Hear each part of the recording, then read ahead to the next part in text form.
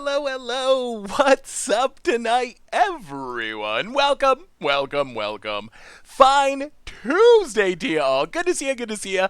Good to see ya. What is up, fellas? And Autumn Jake and Betty Mod and Zeldazak and Lucas Dono and Icy Doc. How is everyone doing tonight? Yes, I know. We're dirty Tron players. We've gone to the darkest side of Modern. But really, wait until I explain what this deck is doing, because it is actually hilarious. And yes, it involves Tron lands, and we're trying to get to 7 mana to play a certain 7 mana card. But once we actually talk about what the deck is doing, I think you're gonna love it, because it is pretty hilarious. What's your favorite version of the Tron deck? I think my favorite version of Tron, I don't like traditional Tron. I think it's partly because of Karn, really, honestly, drives me crazy. Dice Tron, I think, is sweet. The Paradox Engine combo-y style Tron, where you're using Astral Cornucopias and all the weird charge counter synergies. That one's sweet. This one might actually be on the list though, because this one is really spicy. And we even added a twist. When I tweeted about this deck, someone said, "Oh, you should add this card to the sideboard." And now I'm all about pulling this off. But we'll get to it. How's everyone doing tonight? Hopefully everyone is doing well. I'm excited for Modern. I can't believe I'm saying this, but I'm excited to Tron. I'm excited for Jumpstart coming out. They announced the big news of the day before we get into the deck. The big news of the day is Jumpstart. They finally announced, and I know there was some skepticism about how they would actually release Jumpstart on Magic Arena, and people were like, I don't know, they haven't. Oh, wait, sorry, that's a video. People are like, they haven't said how you're actually going to get the cards. But the news on Jumpstart is actually pretty good, I think. You can just go into an event, you pay your entry fee, which I believe is 400 gems or 2,000 gold, which isn't that expensive, and then you get to pick what 2 packs you want. So you get to get whatever cards you need, essentially, and then you get to keep the cards, and you can win individual card rewards. So actually pretty hyped. I guess the downside is it doesn't count towards the wild card track, but still, you're basically just buying the packs, you get to choose the one you want, and you're paying essentially normal pack prices, and you get to play an event with them using those cards if you want to, or you could just drop and keep the cards. So yeah, I was actually very surprised that you picked 2. Oh, you picked. Okay, that's a little worse than I understood. You picked 2 packs out of 3, but still, it's basically the price of an exact pack. So that is, and you can still use wild cards to craft. So I'm actually even more hyped. I have been working on a bunch of lists for historic with Jumpstart cards. I have a really sweet list for historic coming up next week. So all that stuff's in the future. Tonight, it is Modern. It is Tron. Oh, I'm really hyped for this deck too. So hopefully everyone is doing well tonight. So reminders, and then we'll talk about the deck. Replay YouTube, that's where you'd find the old streams, including this one in the future. Normal YouTube, tons of stuff going up on there. We played Richard's Birds for Budget Magic last night, and Richard was right. Richard had mentioned on the podcast that he thought that the bird deck that he had been playing was really good, the aggro combo Blue Light Fire deck, and I think he was actually right. If you're looking to grind up the ladder on Arena in Standard and beat the ramp decks, it seems like it's actually a really good budget option. So that was super fun.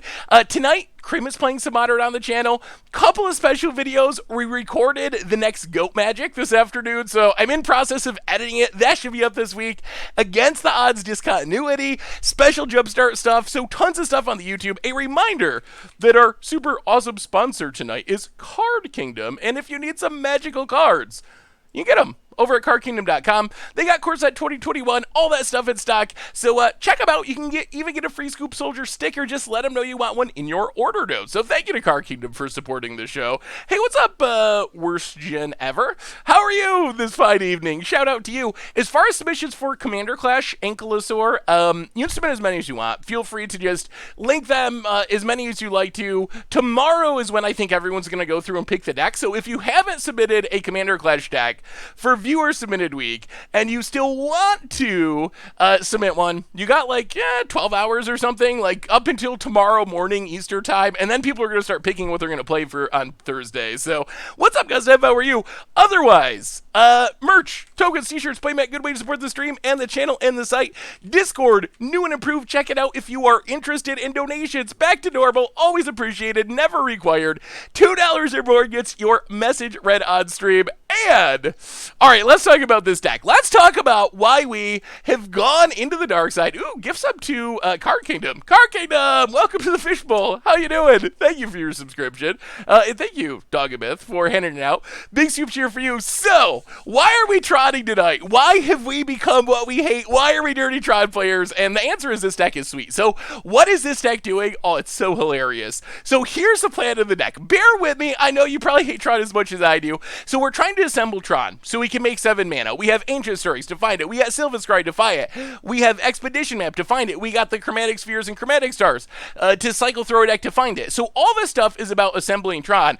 But why are we trying to assemble Tron? Are we trying to ramp into Card Liberated? Are we trying to ramp into Ugin?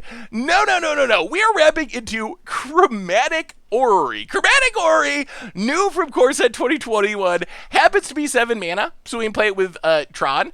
We play this, it taps for 5 mana, it makes our mana tap for mana of any color, so all of a sudden we cast colored spells, and we can pay 5 to draw a card for each color among permanents you control. So why are we trying to get Chromatic Orrery? That doesn't seem that good. We already got a lot of mana when we have Tron. Why are we trying to ramp into this in specific? The answer here is Filgry Sages. Filgry Sages is 2 and a blue, untap target artifact. So if we can, either drawing naturally or using Karn to snag one from our sideboard, get a Filgry Sages with Chromatic Orrery, we make not only infinite mana, we make infinite mana, that's a big thing. We get to tap it, untap it, tap it, untap it, tap it, untap it. But because Filgry Sages is blue, we also get to draw our entire deck. It's infinite card draw as well. And what we will do with this combo is, once we assemble the combo and make infinite mana, technically we can win with Walking Ballista. That's fine, but what we really want to do is tutor up our one, Memnarch. We want to tutor up our one Memnarch. One Memnarch from our sideboard. We'll draw our card. We tutor Memnarch from the sideboard. Memnarch is a commander classic where you can pay 3 to blue to gain control of target artifact. Karn happens to make to shut down artifacts. We can also turn things into artifacts. So essentially, once we make infinite mana, we get Memnarch with card. We turn all of our opponent's things into artifacts. Then we steal all of our opponent's permanents, and then we just win with our opponent's stuff, I guess. We can also just get the Walking Ballista. We also have other Karn stuff. We can get Defense Grid for counters, and Ensnaring Bridge for creatures, Platinum Angel to stay alive, Spine for removal. But that's a big goal. Ramp into Chromatic Orrery, make infinite mana, draw our deck, tutor up Memnarch, and then steal all of our opponent's permanents, and hope our opponent concedes. So that's why I want to play the deck. Otherwise, we get more untap shenanigans. Kiora untaps 2 colors, so it draws 2 if we activate Chromatic Orrery. Vizier, untap stuff, can cycle it to churn through our deck. Filgry Sages combo piece, Walking Ballistas, and that's it. It's a combo deck. We're all in, and our combo is steal everything with Memnarch. We'll see. We'll see if this works. You've updated the list since you played it. Is it much different? I just want to Memnarch people. That's it. I don't know if I've ever played a deck in Modern based around stealing all of your opponent's permanents. Hey, what's up, Betty Mod? I thought you'd like this. This seems like a deck that you'd like, Betty. I mean, we'll see if it works. We also have Tron. We're not the thing is, people are going to be scared of Tron because they're going to expect good cards, but then we're playing bad cards, so they're still probably going to hate us out. Kind of like Commander, when you play like Atraxa or like Aloro or whatever, and you're like, oh no, it's a janky build. I built the fun build. You know, don't worry about it. I'm playing fun Atraxa. I'm not doing anything degenerate, I promise. Your opponents are still going to kill you because they think you're going to, like, Ultimate Planeswalkers or something. You're not going to convince them. So, Tron is kind of the same way. Our opponents are going to treat us like dirty Tron players, whether or not we deserve it. Well, okay, I think we'll keep this. We have 2 of the same Tron pieces. We got 2 Cyclers. We have Ancient Stirrings. that can go digging for a Tron piece, and we have the Filgary Sages, so we got a shot. We got a shot. How many blood moons will we get? Probably many. Ooh, humans? Goblins? I also love janky infinite combo decks. Ooh, it's the elemental deck. Interesting. Okay. Okay, that's fine. Sure. Kiora. Well, let's crack this for green. Draw more Kioras. Aegis Stirrings. Take Expedition Map. Put the rest to the bottom. Second mine. Expedition Map. Go. We're slowly getting there. Yeah, all of our maps are at the bottom now. Although we will shuffle with this Expedition Map. We only need one Tron piece and then map and then we get there. Seth, hard question. With current mettings in Modern, do you think Sultai Teachings will be playable? Ooh. Opponent's got all the vials. All the vials, none of the lands. Vizia. Well, crack Expedition Map. We are kind of making this look hard. Crack Expedition Map. Get a tower. Play the tower.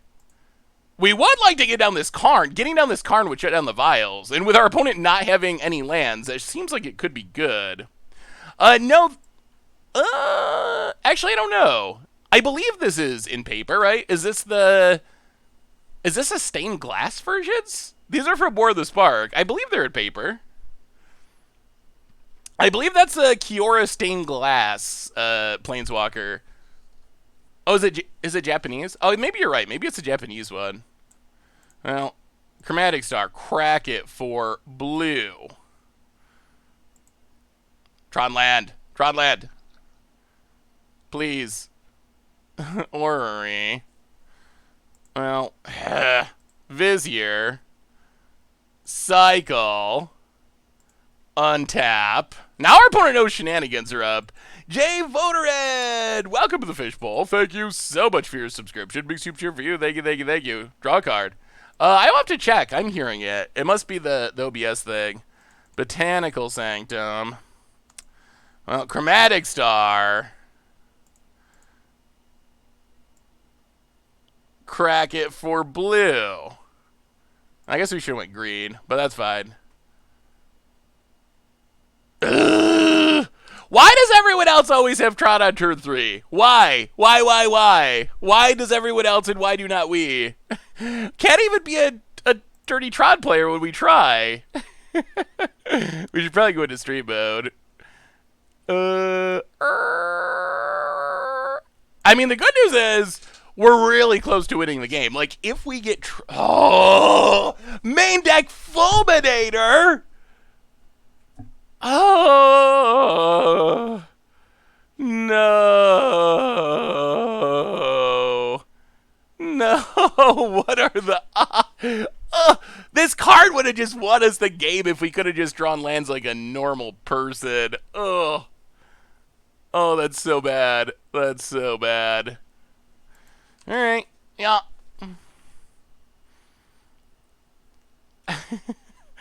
Oh, that's not good. That's an elemental. Okay. Well, yeah, it's not good for us. That's for sure. Opponent putting a ton of stuff into play, and we will scoop it up. All right. Well, that's fun. That might just be a test game that doesn't actually count. Whoa! Commander Clash viewer submitted week is happening this week. So if you would like a deck considered, you can stick it in the comments. There's stuff tagged all over the place. Yeah, 2 Fulminators is not good. Heligrove, welcome to the Fishbowl for the 19th month. Thank you for your subscription. Big super cheer for you. Hey, what's up, Sidil Lamore? How are you? Better pick your deck, Betty. I'll look through it tomorrow. How many test games today? 0, as per usual. Well, sometimes there's a test game, but normally there's not much testing.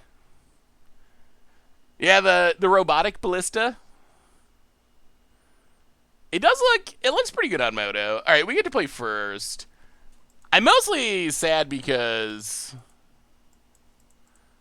well, all right. Jeez, oh, this deck. All right.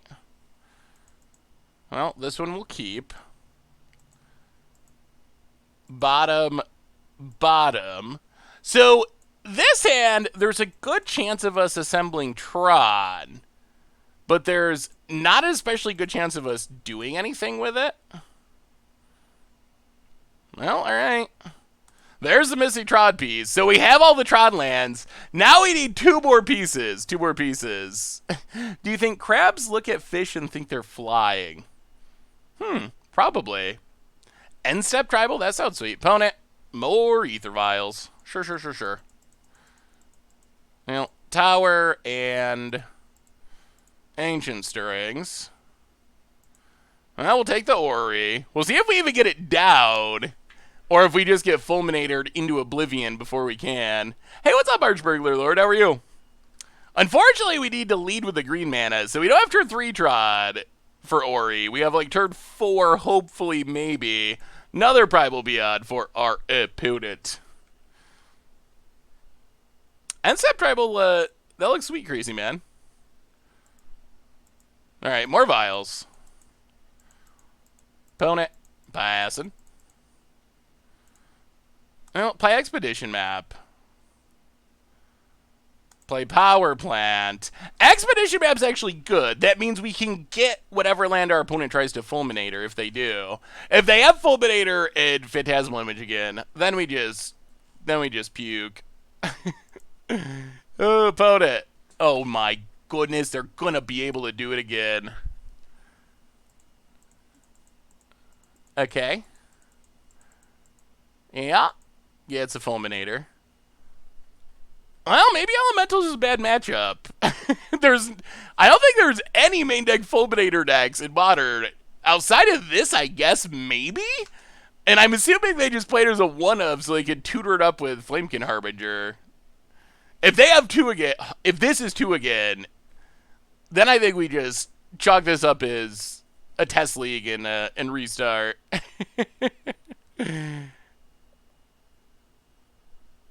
Alright, Fulminator.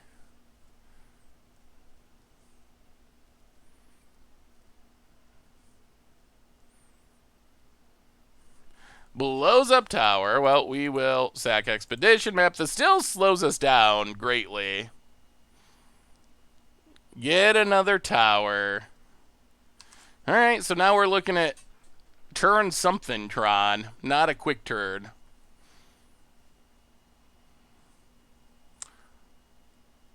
Thunderkid Awakener. Gets in.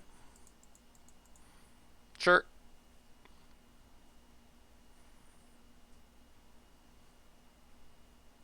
Down to 18.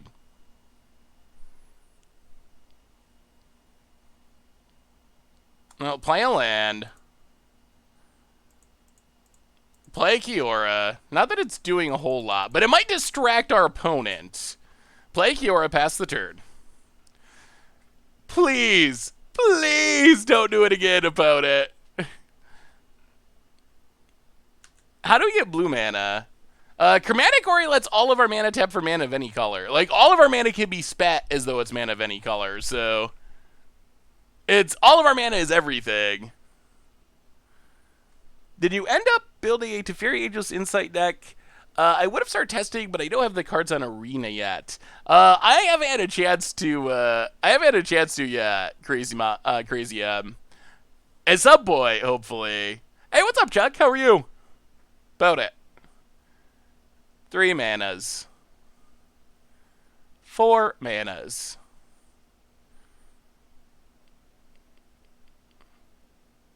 Ether vials after tapping their mana.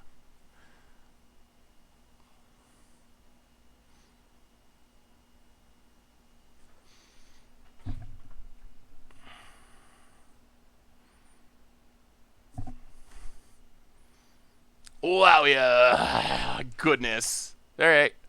Hey, what's up, Guido? How are you? Well, that's not good. So now we have to discard our Orrery. We get hit for infinite. Boy, our opponent, I feel like we should be okay in this matchup. Our opponent has had literally the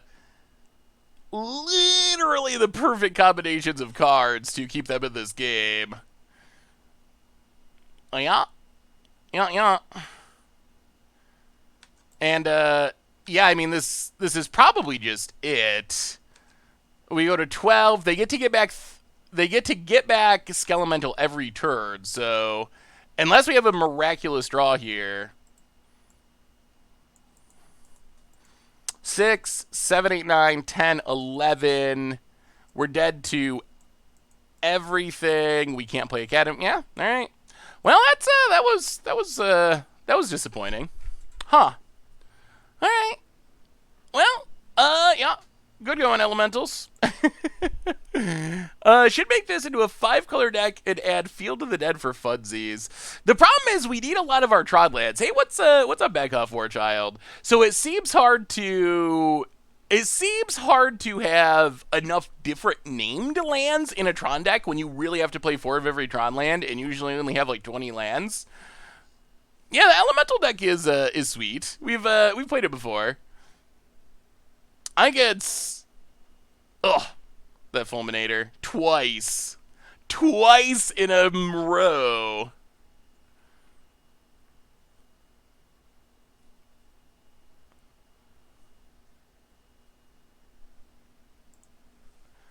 Ay. Can you turn off card interactions? I'm newest to, or turn on card interactions. Ooh. I'm not sure what that means.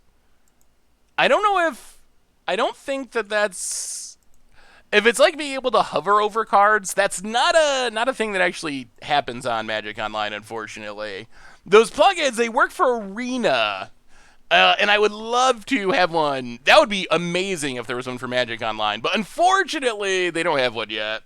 Thanks to Panharmonicon, I got creatures to reach 2,000 power. That's sweet.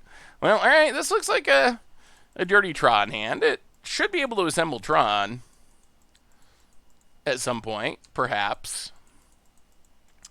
We don't have any payoffs at the moment. Opponent, yeah, doing bobbly things.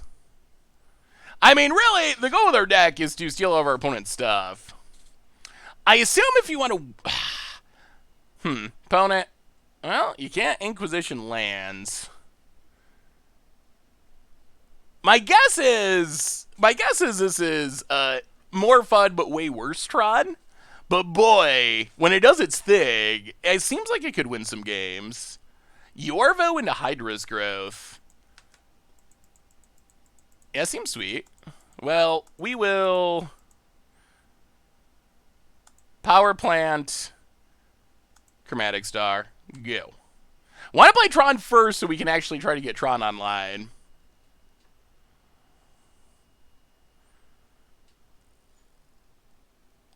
I mean, this is fun Tron though, Archburglar Lord. We're trying to pull off a really janky combo. It just happens to involve Tron lands. Watery Grave for our opponent. Untapped. Passes. I'll play Urza's Mine. Crack Chromatic Star for green.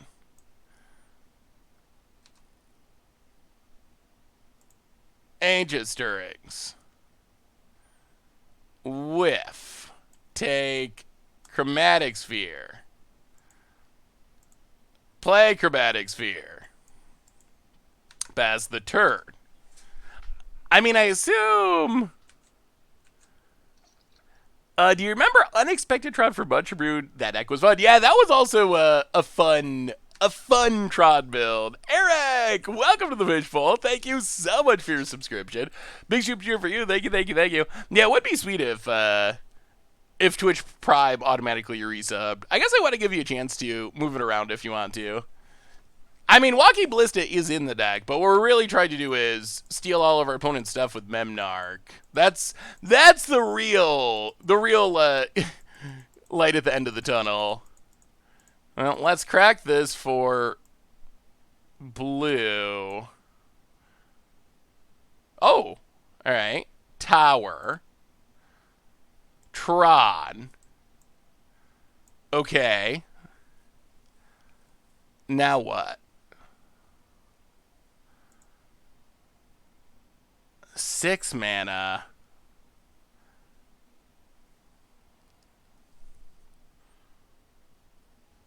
Ugh.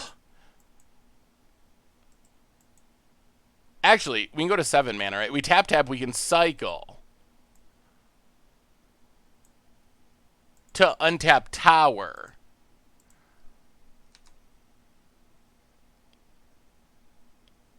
Draw a card.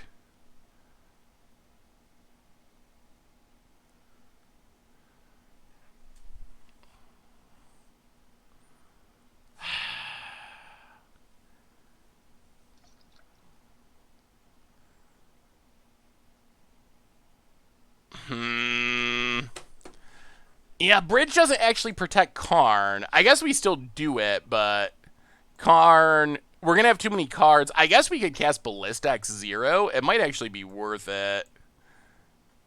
Get Ensnaring Bridge for now. Play Ensnaring Bridge. Yeah. All right. Ooh, see Ballista. Well, now we're safe for the moment.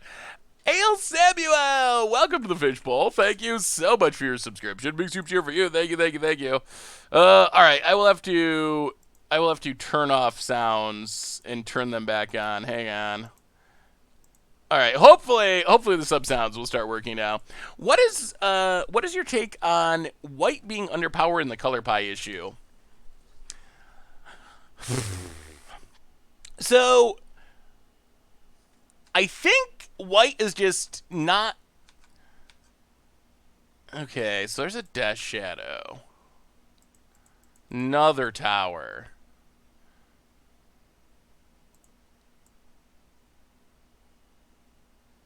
Well, tutor with card.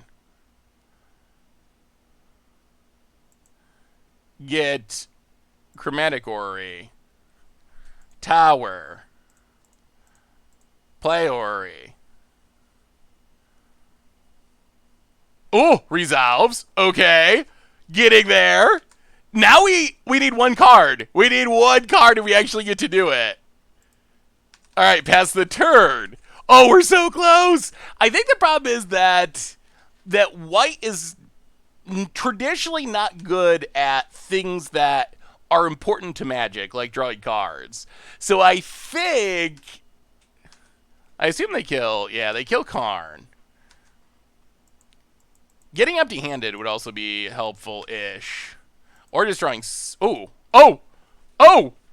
Okay! The fun has begun! The fun has begun! We play card. We tutor. For Filigree Sages! Here we go! Here we go! We get our Filigree Sages. We play Sages.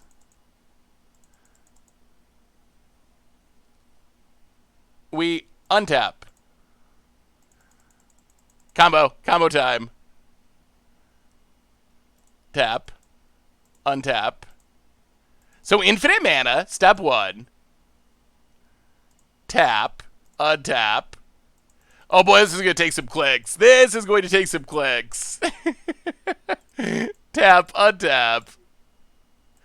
Oh boy. There's got to be a quicker way. Tap. Untap. And then after all this, we make all this mana, and we gotta spend 5 to draw 1 card. Oh my god. Oh my god. Yeah. Draw a card. Untap. Oh boy, buckle up, opponent. Buckle up! We're gonna be here a while. So all we need to do really is find another card. Once we find another Karn to tutor up our Memnite, then we got him. Then we got him good. So that's what we're playing for. Yeah, I mean, I think there are times when it'll happen much quicker and opponents will scoop to it, but that does not seem to be the case right now. Make some manas. I think part of the problem is Chromatic Orrery slows it down, or it would be faster. The mana fixing slows it down. Because we gotta, like, pay the blue mana every time. Alright, draw a card. Hitting Kiora or something else. That's the other thing I was thinking is try to place. Oh, Vizier. Oh, that's blue. All right. Well, we could cycle Vizier. That does speed it up. That is less clicks. Untap Orrery. Getting there. Jeff Boyardee. Welcome to the Fishbowl. Thank you so much for your subscription. Big soup cheer for you. Thank you, thank you, thank you.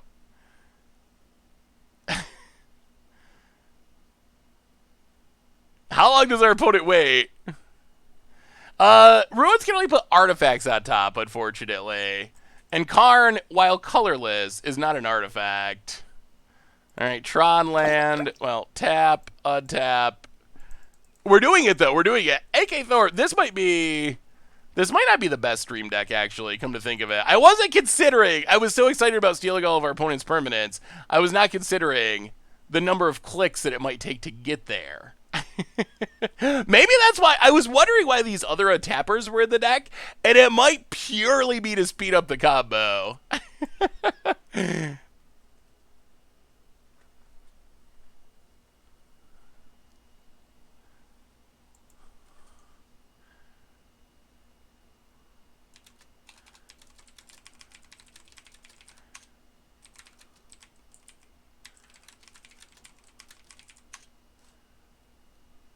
And opponent, they said, are you going to do this until you kill me? And I said yes. And then they concede.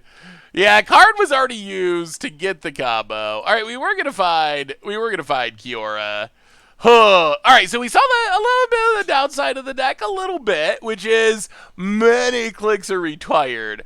I really just wanna, all I want to do is Memnarch someone. That's it. That's all my goal. Hey, it is Rogues Towen. How are you? Hello, hello. How are you this fine Tuesday evening?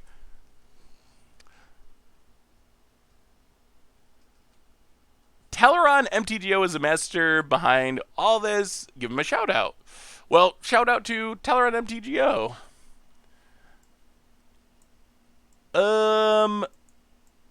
Yeah, I don't think I'm familiar with Teleron MTGO, but the idea's definitely funny. It is a funny idea for sure. All right. So Veils of Summer seem good. Maybe go down like Kiora, a Ballista, Vizier? Run it like that. Ooh, awesome. Thank you, Doug. We have seen standard shrines. Will we see historic pioneer or modern shrines? That's actually a good question. Out of those formats, which shrine deck would you like to see most? If you had to choose between historic, modern, or pioneer, which format would you like to see shrines in? I mean, I'm sure we will eventually. Historic, modern. I almost played Pioneer tonight. There was actually a cool Pioneer deck that someone 5-0'd with. That was like a waste not discard deck. But then I realized that would involve playing Pioneer. so that kind of killed it for me, unfortunately. Wow, Vintage Rides. If we could actually make that work, that would be spectacular. Vintage is a tough format for stuff like that. Well, Tower, go. I mean, I guess we could Teleria West for our missing Tron land eventually. Vintage Rides would be sweet. I'm sure we will see them in Commander, because I think they're actually pretty good in Commander. Oh, that ban list. I mean, there were a lot of good things in the ban list that I liked, but Pioneer in specific, yikes. Yikes, yikes, yikes. Wizards, wizards, wizards. I don't know what you're thinking. I don't know what you're doing. Well, we're gonna play our blue mana. Leave up our Veil of Summer. Means we're gonna Tron slower, but we could Teleria West for a Tron land if we need to. Thank you for the cheer, Britis. How are you? I got a Sisay Shrine deck. Ooh, that sounds sweet. That sounds super sweet. Opponent not hitting their lands, passing the turn.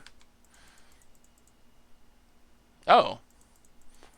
All right. Well, we will play a power plant. So we're gonna have a lot of mana. Can we find? Can we find something to do with it? Yes, this A Shrine sounds really sweet.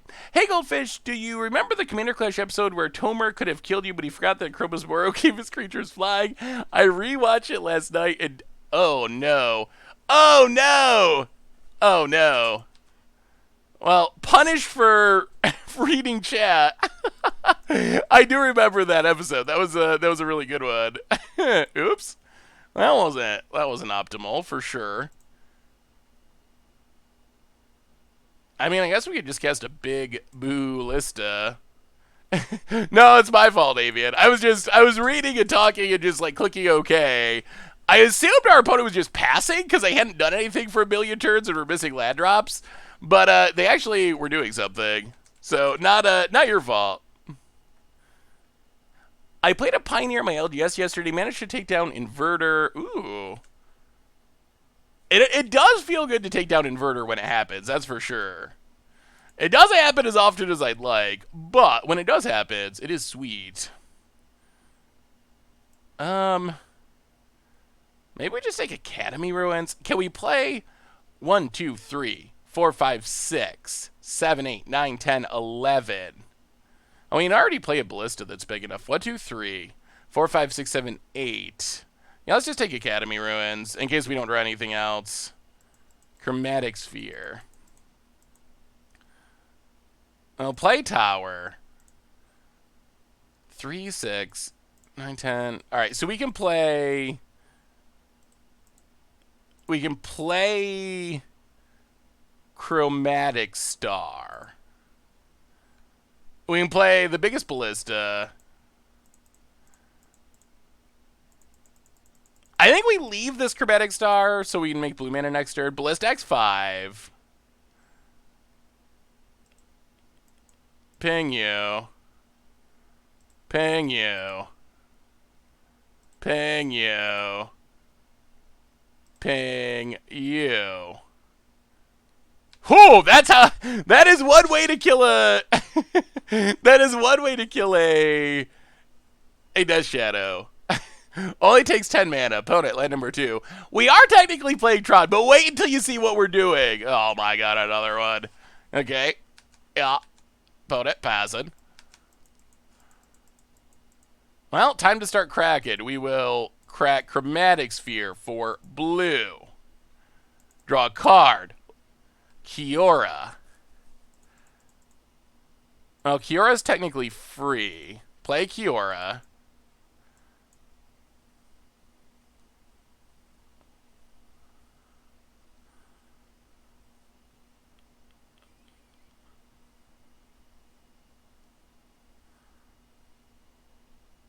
Chromatic Sphere. This does feel a little bit like a commander deck. Sylvan Scrying. Well.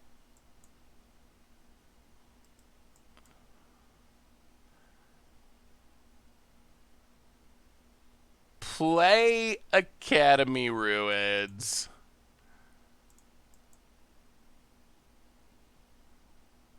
Sylvan Scrying. Thin the deck like a crim. We have so much mana, but it's not doing anything. Wow, that's the one you counter? Okay, sure. Well, untap Botanical Sanctum. Pass the turn.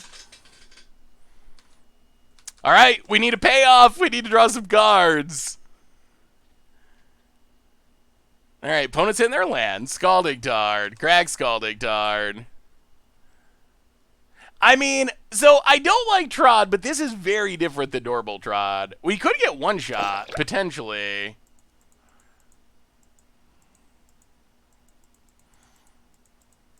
Die Goldie! Welcome to the Fishbowl. Thank you so much for your subscription. Big soup cheer for you. Thank you, thank you, thank you. I don't know if we actually... 6, 7, 8, 9, 10, 11, 12. Okay. Bonnet. Hitting us. I mean, I think we just... Oh, we might be winning the boring way. But I think this is what we got to do, or we're going to die to Death Shadow. So get back Ballista. Yeah, it will let us draw a card if it resolves. We drop to 13. Well, Walking Ballista. Tap a bunch of mana.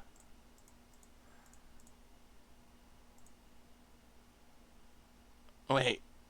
Oh, wait. Do we not have lethal? 6, 7, 8, 9, 10, 11, 12. We should have lethal, right? Tap it all. Ballista X6.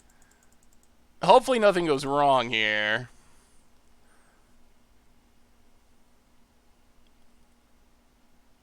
Oh my god.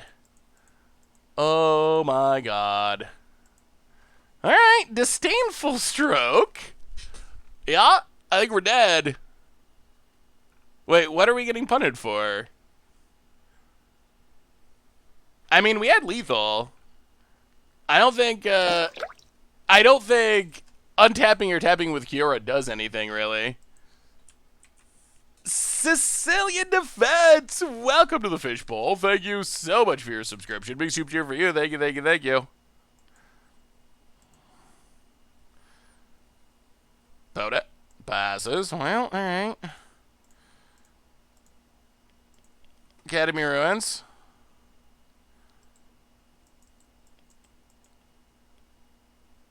Cat meat ruins. Walking Ballista. Again.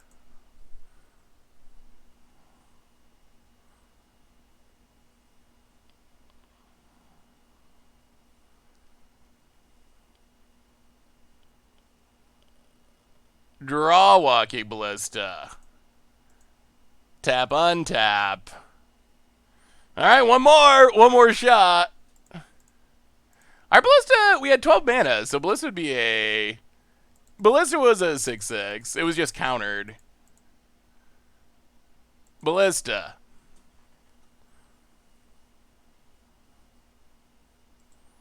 Alright.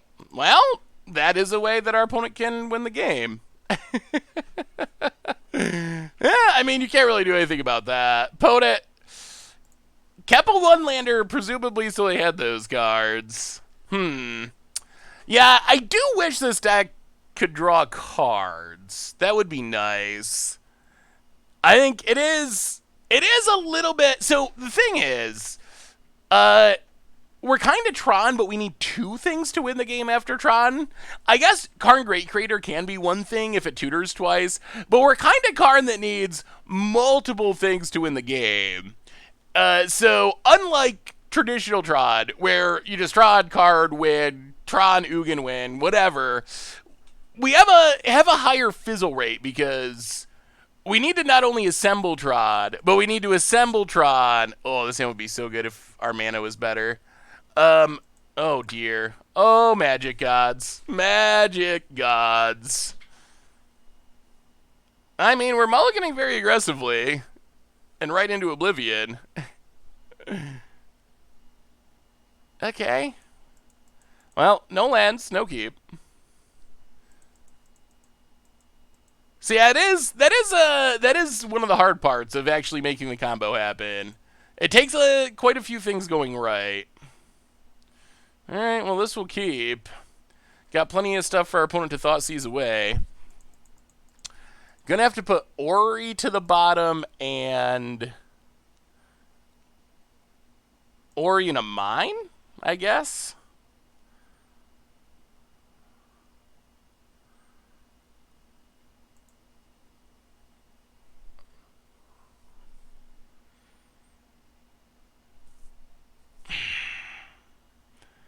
Keeping one land feels pretty bad.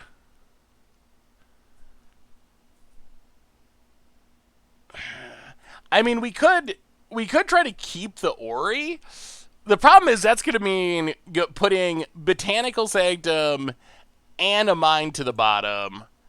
And if our opponent plays a discard spell on turn 1, we just straight up lose the game.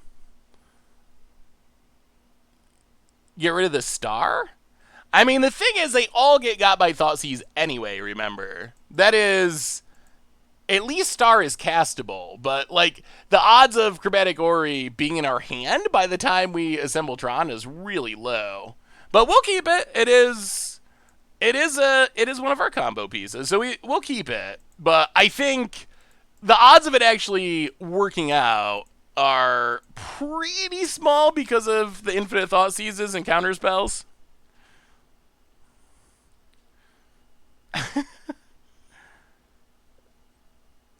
What's in the sideboard? You mulliganed to 1. What deck did you mulligan to 1 with? I mean, I guess we've won on a mulligan to 1 with, like, Leyline versus Dredge. So I have in that scenario. Alright, Boda gets to draw a card. Well, we need to orient our sideboard for Karn purposes. So that's why we do have 1 in our sideboard. Botanical Sanctum... Actually, maybe we just Ancient Stirring here. And then map next turn. It's less mana efficient, but if we hit a Tron land, we'll know what we're looking for. Okay. Wow. Alright. There's all of our... Yeah, that's not optimal. Well, to the bottom. Chromatic Star. Go. Sure. I accidentally mulliganed to 0, but I thought I mulled to 1 insta-scoop. Yeah, mull to 0 is definitely tough. Jeskai control with Teferi at standard. That's impressive. Oh, they have a braid. Alright, yeah, that's not great. Boda passes. Well, Sylvan Scrying can get us... Hopefully can get us a Tron land. Do they have Force Negation? Alright, so get a tower. We're trying to piece it together. Can we get there? Farseek only does not get Tron lands, unfortunately. It only gets non-forest land types.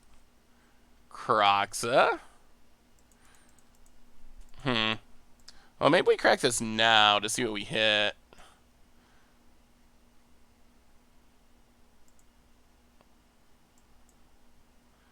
Well, discard tower. Yeah, Kroxa's going to come back very quickly. That's a concern. Down to 17. Pout it, Bazid. Yeah, Richard Farseeking and not having a landing it was hilarious. Well, alright. 1, 2, 3. Sylvan Scrying. Tower, mine, power plant. Play it. Alright, well, we got Tron for next turn. Don't Thoughtseize us. Don't leave up counter spells. Please, opponent, for the love of God. Opponent draws a land. Cracks the land. That's a bad sign. Steam Vents. Untapped down to 11. Ed. I mean, Ori with Kiora is pretty good. Just drawing the cards is pretty helpful. Another Kroxa. Well, there goes Kiora.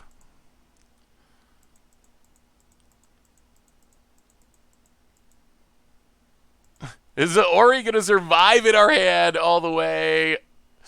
Well, there's a Death Shadow. What do we draw? Oh no, another one. That's awkward. Okay. Well, we got an Ori.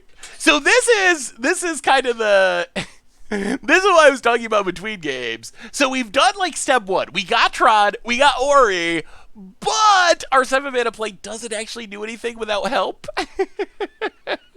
Which is why this is definitely a way jankier, funnier version of Tron than traditional Tron.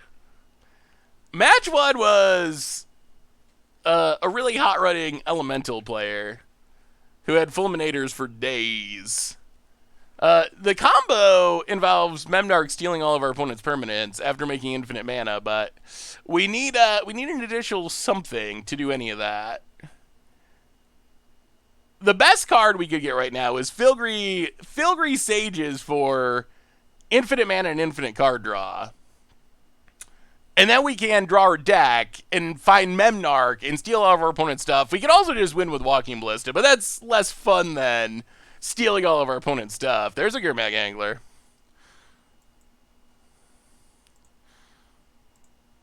Well, alright, Chromatic Sphere.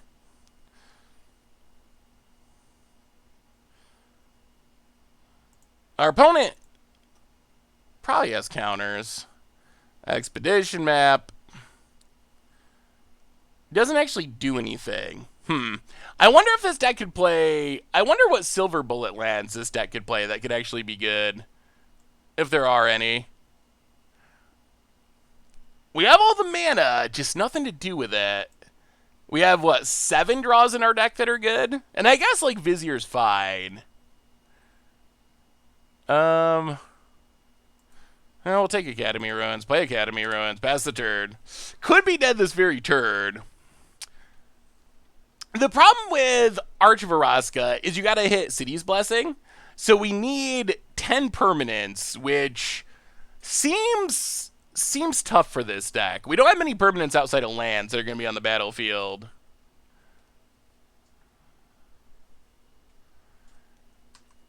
Build it. Yeah, I guess we could have got Tularia West and transmuted into a Walking Ballista. That might have been the better way to go. I think we're just dead right now, though. Alright, 5, 10, 15, and that's game. Alright. Well, can we steal all of our opponent's permanents? That is the goal of the dream. That is what we're trying to do. Can it happen? I'm curious how someone went 5-0 with this deck. I'm very curious. The 05 dream is very much alive. The kids, on the other hand.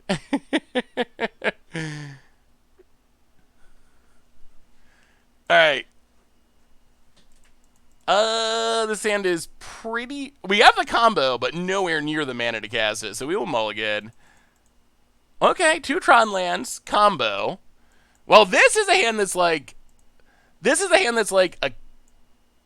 basically a combo, a Tron land away from just winning, essentially. Assuming our opponent doesn't do anything horrible to us, which, yeah, can never trust opponents these days. That's impressive, Trellon.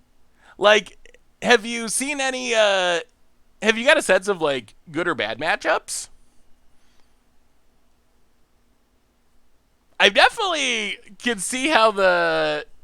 I can definitely see how the deck can win. And it seems hilarious when it happens. Yeah, Blood Moon seems rough. I mean, I guess at the same time, so far we played a deck that was just all counters. To lose to the Death Shadow deck, our opponent had, what, 3 or 4 counters? Maybe it was 3. And then we played against the main deck Fulminator deck, which is also probably not great, especially when our opponent can tutor it up. So maybe it's just that we've hit a string of probably the not best matchups for what we're trying to do. And it looks like we're back to counters again, presumably. Surprised Wall of Frost was abandoned modern. Alright, opponent, looks like they're gonna counter Kiora. Remand, sure.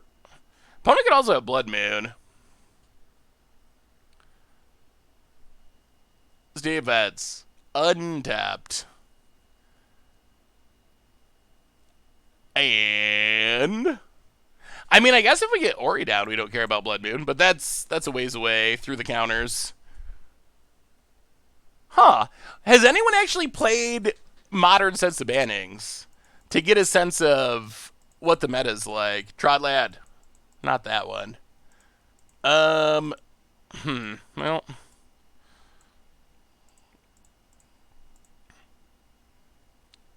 Play a forest. Play Kiora.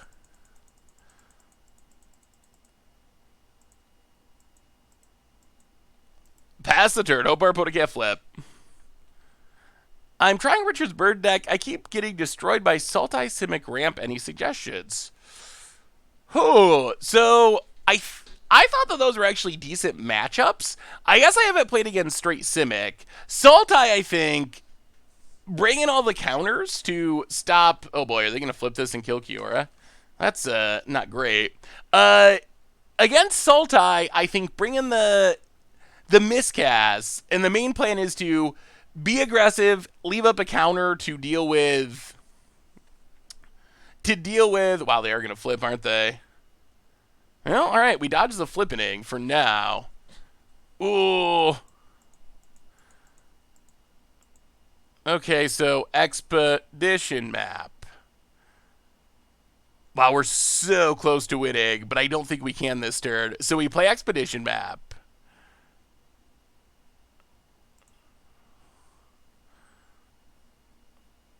We crack.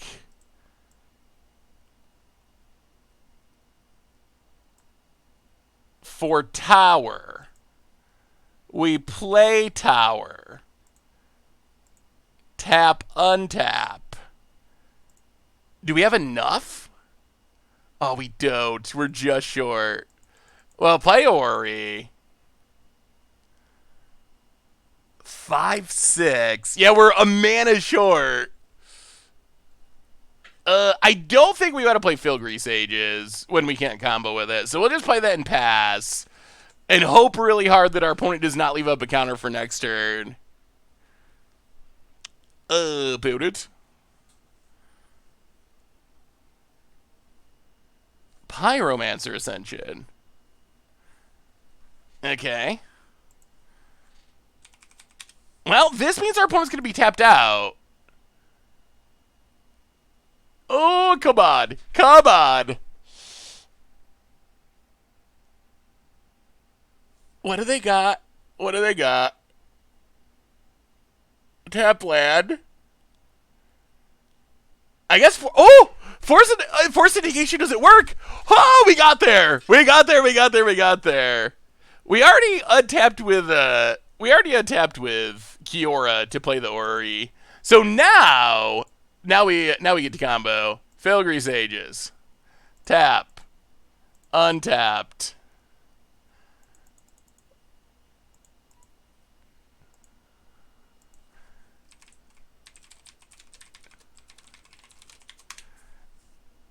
Tap. Untap. Okay, we got there. Can we steal all the permanents? Do we time out? The Kiora would have been nice because it lets us draw more cards, but that's fine. We'll still get there the slowest way possible. Tap, untap, tap, untap. Do this for infinity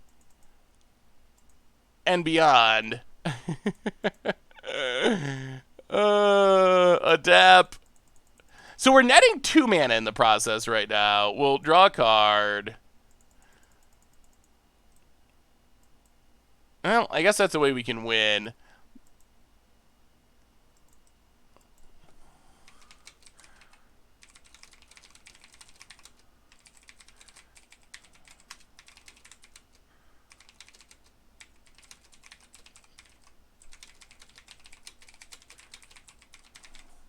Opponent said they would scoop if we told him to kill. So opponent's gonna scoop it up rather than sit it out.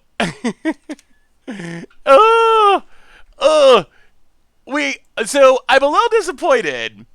So we've won a couple times, but the bad news is no one is gonna sit through long enough to let us Memnarch them. It's not gonna happen, and I don't blame them because the amount of clicks that's going to take is, I don't even know. We might need the hypergeometric calculator to, we might need the hypergeometric calculator to figure out how many clicks it would take us to actually win with Memnarch. Because we make 2 mana every time we go through the loop, and then Memnarch is After we get enough to draw into a Memnarch, it's 7 mana to steal a permanent. That is a lot of clicks. Yeah, opponent.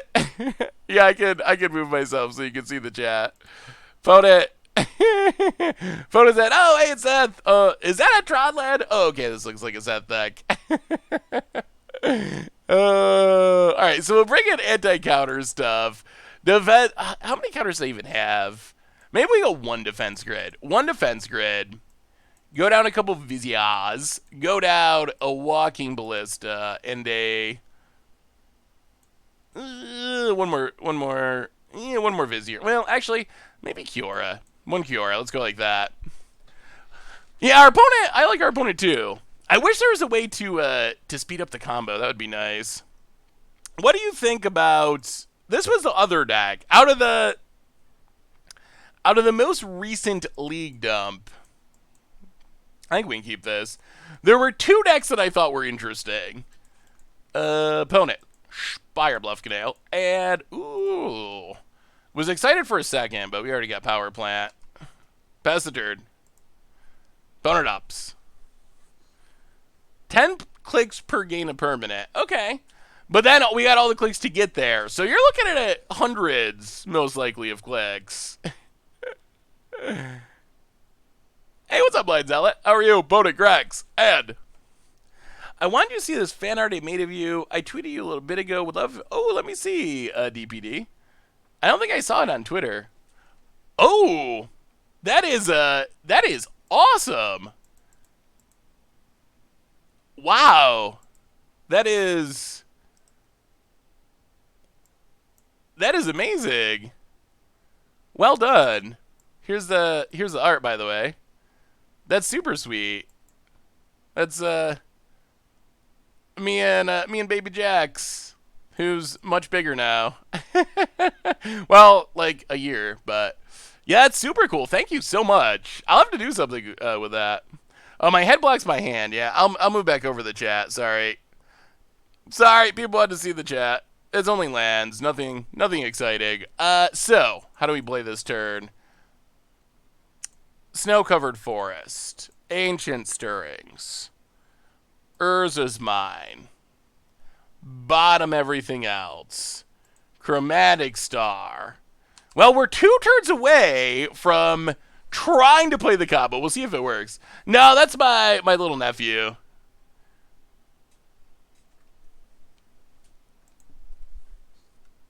Should have cracked the map. So I think the nice thing about not cracking the map, and the reason I think that it's better to do it in this order, is with map we can get any Tron piece we want. With Ancient Stirrings, we're kind of restricted to what's in our top 5. So I think that sequencing...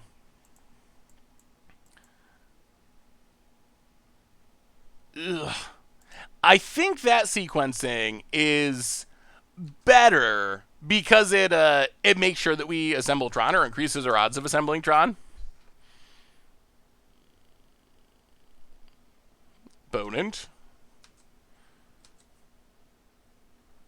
Does Kiora buy a turn? Not really. So we can get Tron. Probably what we got to try to do is Tron, Karn, and Snaring Bridge to not die to the things in the ices? The things in the ice? I think that's probably the plan. Some of the old free Moto clones have repeated action options where you could set them a number of times. That would be a sweet option. I mean, would it encourage annoying decks? I mean, I guess there could be like issues with like Basalt Monolith and some old cards that you could like tap and untap an infinite number of times. Maybe there'd be people that would do troll things. But it hits us. Wow. Okay. Well, that is very strong. All right. 2 bolts, 2 things in the ice, and we're dead. Do you think that Garuda decks are dead with the companion rule? I don't think they're dead, but they definitely went from being legitimate to being like very much lower tier fringe options. Garuda, the main power of Garuda is the ability to cast it on for 6 mana and win the game. Hopefully not on turn 6, quicker with the wrap, but that's the main power. I think that is a companion that gets pretty punished. The difference between going all in on ramping into Garuda and casting it on like turn 4-ish with ramp and casting it on turn 5-ish in a format like Modern or Legacy is so huge. And it does hurt with stuff like some of the rituals that you use to get into play, like putting into play with a Lotus Bloom or something. You don't really want to sack that until you're winning the game. So I think it makes it a lot worse, but you can still do it for fun. I think the opponent's on something Phoenix-ish. We haven't actually seen Phoenix's, but it feels like a Phoenix deck.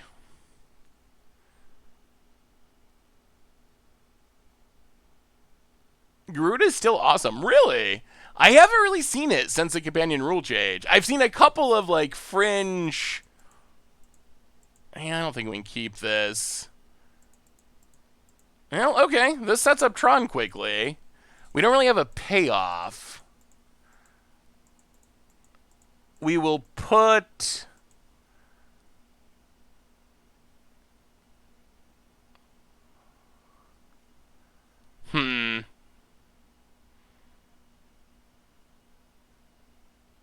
I guess defense grid to the bottom?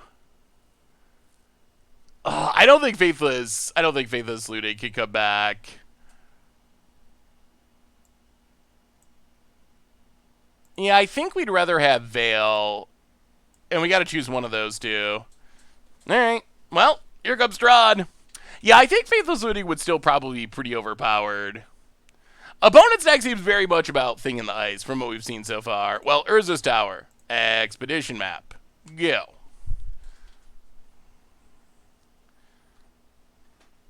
Misty opponent.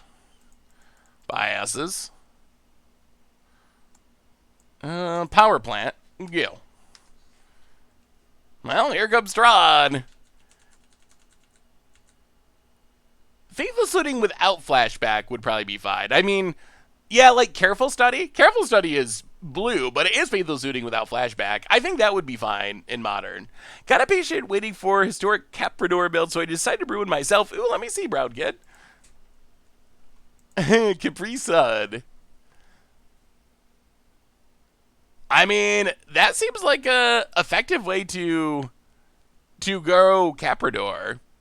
I might try to find another backup threat. I'm not sure what the best one is, but I do think that playing just 4 creatures, you're going to have a lot of games where you just don't draw Caprador.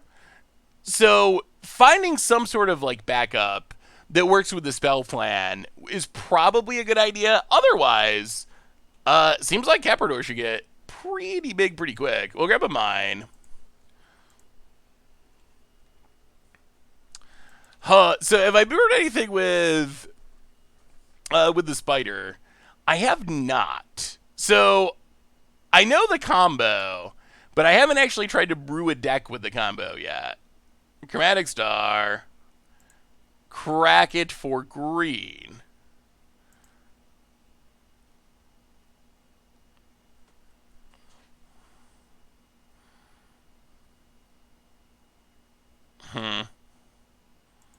Ancient Stirrings. Take Orrery. Well, we're close. We're super close. We might wait a turn so we can leave up Veil of Summer, but we're super close. Opponent cracks.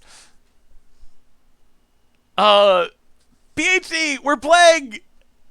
I would consider it a very spicy build of Tron. If they play Blood Moon, I swear. I mean, I can't get mad, but that would be very bad for us. The Spider combo, it requires a bunch of pieces, but you need the Spider. You need something like Terror of the Peaks that can deal damage to creatures when creatures come into play. Ooh, all the frantic inventories. And then you need a way to make it indestructible. So, for example, in Standard, you have Terror of the Peaks on the battlefield. You cast the spider. With Terror of the Peaks, ping the spider trigger out of the stack. You cast Heroic Intervention to make everything indestructible. Then you keep pinging your spider with Terror of Peaks. The token comes into play. Ping the spider, etc., etc., etc. So that is the main idea. Ooh, losing a trophy to the internet crashing that's not a fun way to lose a trophy. And I'll play tower.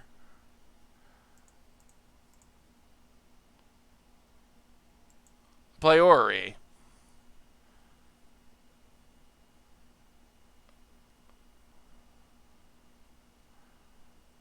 Ooh, resolves. 5, 6, 7. 4, 5, 6, 7. Well.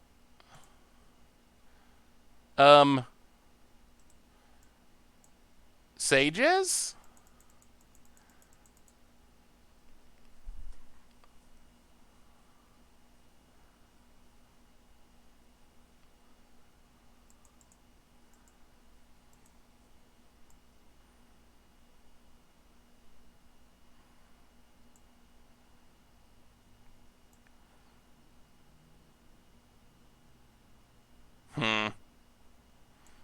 Alright.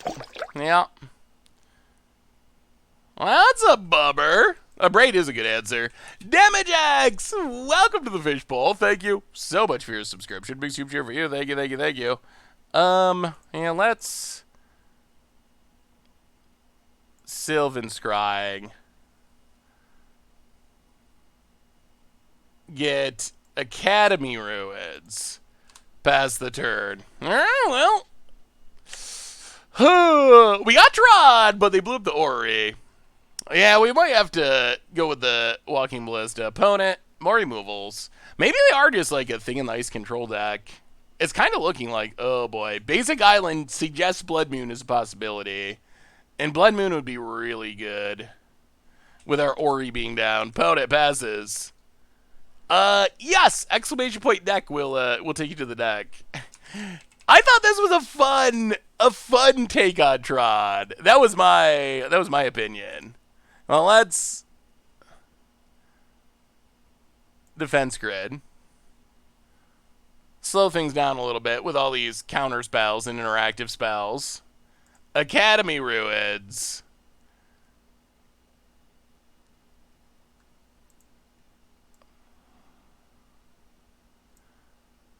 Alright, let's pass. We're gonna try to reassemble the combo. I mean, it's a infinite combo trying to steal all of your opponent's permits with Memdark. I mean, I think that qualifies as sweet. I would say.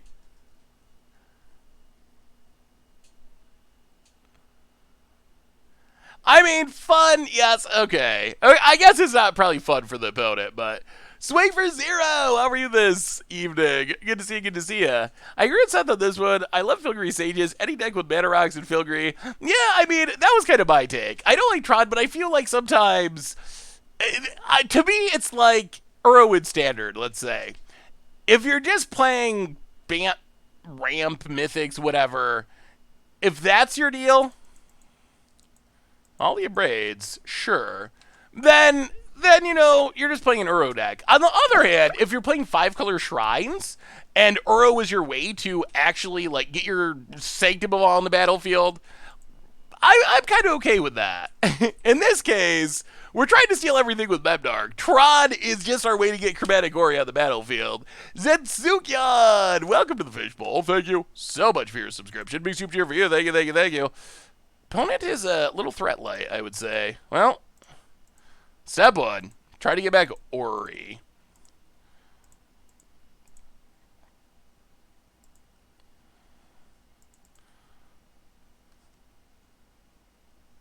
So, Orrery on top for next turn. Our opponent's playing some sort of Thing in the Ice deck. We've seen a lot of Thing in the Ices. We just haven't seen them in this game. I'll play Orrery.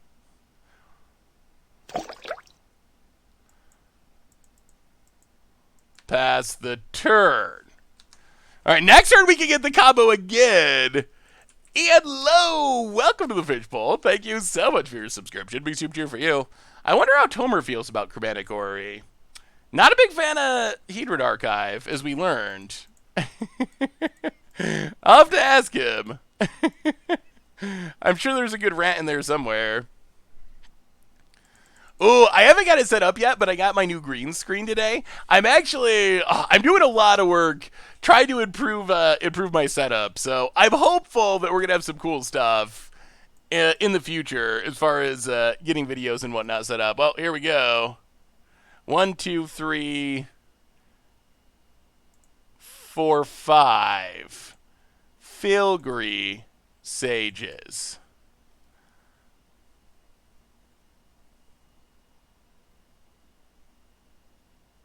A mystical dispute.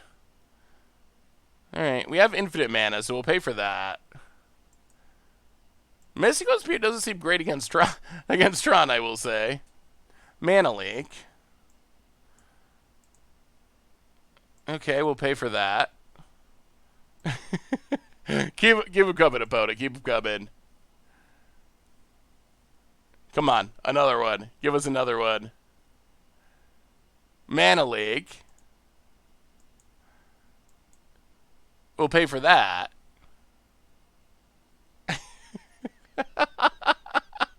Woo! And opponent scoops it up, and we gotta win. We gotta win with the jank. It happened.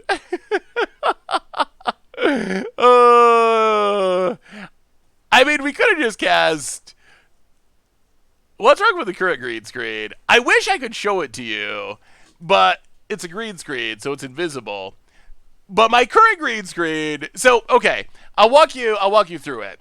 My current green screen, you would not believe how janky my setup is. I guess it's on brand. Quote, I hate that saying, but I guess it's on brand. My green screen is like essentially this massive, heavier than usual green sheet that is, I don't even know, 20 feet by 20 feet, and it's literally like stapled and screwed into my wall. Hey, good management, Golden. So it's literally like stapled and screwed to the wall, which means it's just hanging around. If I move it, you can see it just like, it wrinkles. It is super janky.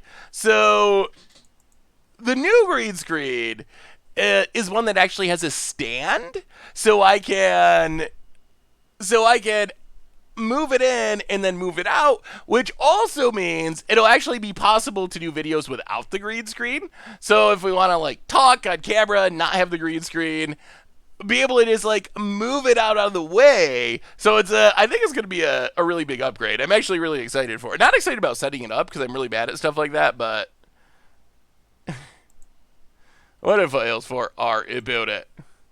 So yeah, hopefully the setup is going to be much improved, and I think it'll also help with some of the quality issues because everything will be a little bit more stable than this huge flowing sheet that gets wrinkled and whatnot.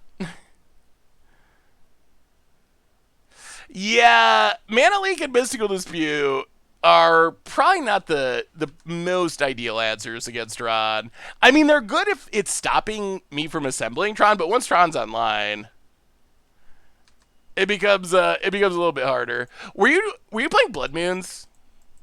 I was very oh dear, another power plant. I was very worried about getting Blood Moon there. That was one of my big concerns. Feels like my brew with mana leaks were not optimal. Yeah, indeed. Yeah, that makes sense. Oh boy. Oh dear. Counter spells and turn 3 kills. I think our opponent's deck is faster than our deck. By...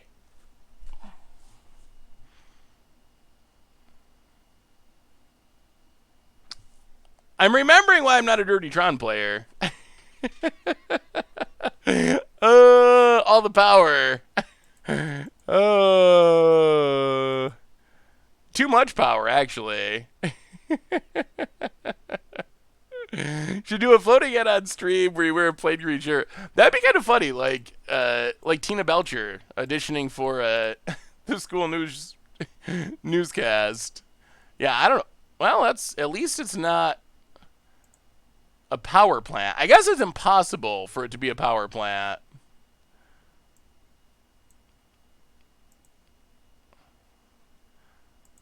I expect that we're just dead this turn. I guess Ballista could potentially kill Infect things. Dye the hair. that would be really hilarious. Waterlog Grove. This was the other deck that someone 5-0'd with today that I thought looked interesting.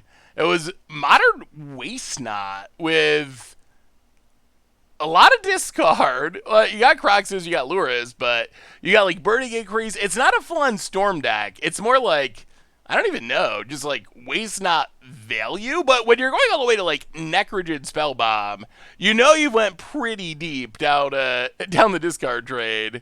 So that could be interesting. That was the other deck that I thought looked interesting out of today's league dump. One time, Kenji put green face paint on in his face to use with a green screen, but he couldn't get it off because it only comes off with oil.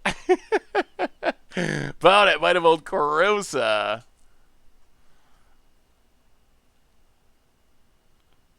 We might give the Ways Not deck a shot after we finish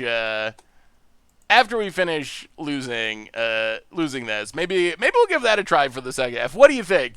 Would you rather keep? So the thing that's disappointed me with this deck is not that it's bad, even though it is a little janky, but the amount of clicks it'll take to do what we wanted to do, which is Memnarch people, seems problematic. We're at 9 Infect. We did not draw Tron. So we sack, I think we're dead here. We sack this. Tron? Missing piece? Infect's pretty fast. Draw a... Yeah, the amount of clicks is... so we can set up Tron, but it's too late. We can Ballista, but we're still dead. Well, I guess in theory... Alright. I guess in theory we're not dead.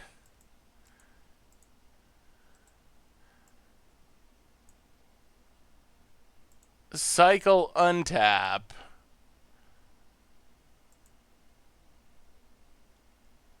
Sages.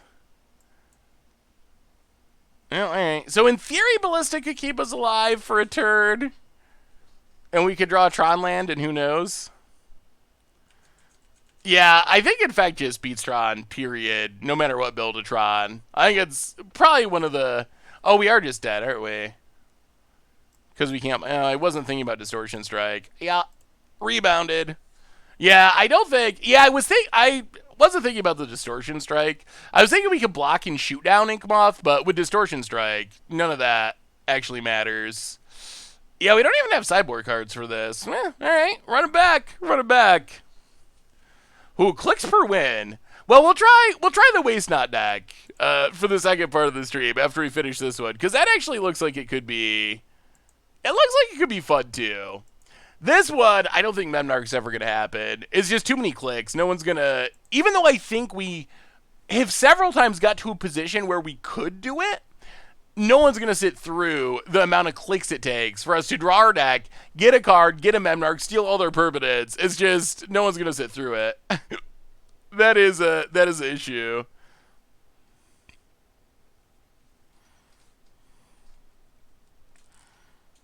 Well, they have the Infect land too. So we needed to deal with 2 Infect threats with the Walking Ballista. So we needed to chump block the ground one and then shoot the Inkmoth Nexus. We could have just shot the Glistener Elf, but then we died to the Inkmoth Nexus. So the only way... Alright, we're going to have to get a little lucky. We have 2 Tron lands. We have Karn that can get Ensnaring Bridge. We have the Orrery. Come on, Tron land. Come on, Tron land. Yeah, the thing is with all these one-ofs and 4 Karns, I think we're actually more likely to get like our one-of Spellskite or Platinum Angel in our sideboard than having it in our main deck. Because there's only one copy. If it makes you feel better, you would sit through it, but mainly out of spite. Out of spite. There's a Glistener Elf.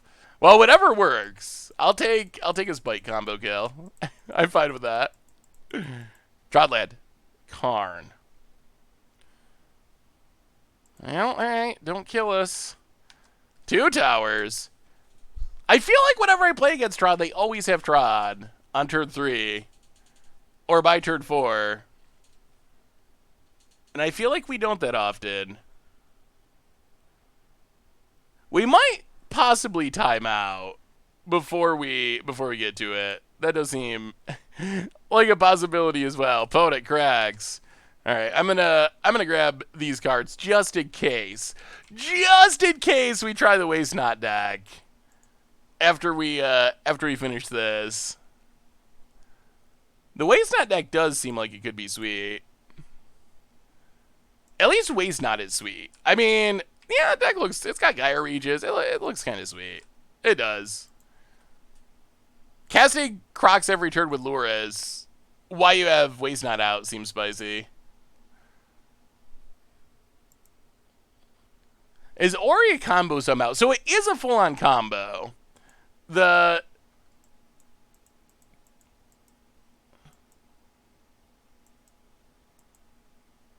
awkward. We took 5 Infect while we were away and did not crack our expedition map. And our opponent said pee-pee poo-poo. Okay. Yeah, we're just dead. There's no way we can actually beat this deck. Especially since we did not get to crack the expedition map. I mean, we wouldn't be able to anyway, but... Yeah, I think our opponent's like, maybe like 10 years old or something, most likely. I'm a Tron player. Seemed not great. You really need to make sure you have turn 3 Tron. Just pray for a threat. Yeah, I wonder about that. I wonder if you could do that with this deck. Because remember, we need two threats to win. So I'm curious if you can... If you're playing normal Tron, you need land, threat, win. So you can mulligan extremely aggressively. In this deck, we need land, threat, or combo piece, essentially. So I wonder if you could still mulligan it as aggressively. Max Mulder, welcome to the Fishbowl. Thank you so much for your subscription. Big super cheer for you. Thank you. All right. Last chance for Tron, and then we'll try to Waste Not people. So this hand, we have a Tron piece, we have an Orrery, a Kiora. These Viziers don't do anything at the moment. Like, so as a Tron player, would you just not keep this hand and you'd be like, 2 Tron pieces isn't enough? I gotta have 3. Sundrake and Max Boulder. Of my all-time favorite Saffron Olives, you're certainly one of them. Well, thank you, Max, and welcome back to the Fishbowl. Thank you so much for your subscription. Big super cheer for you. Thank you. Well, this ad has 2 Tron pieces, so we basically have the same number of Tron pieces. I guess we have colored mana. And we have a Karn. Like, I assume that we have to keep this. I mean, it's still not...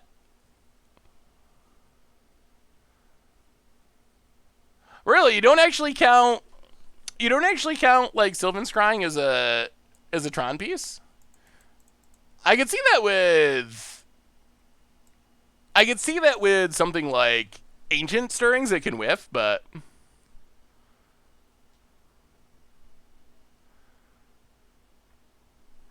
Yeah, Star is good. Well, Power Plant and Star and go.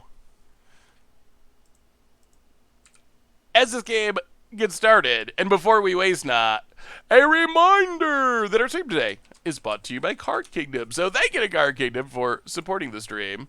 And, alright, Chromatic Star, go.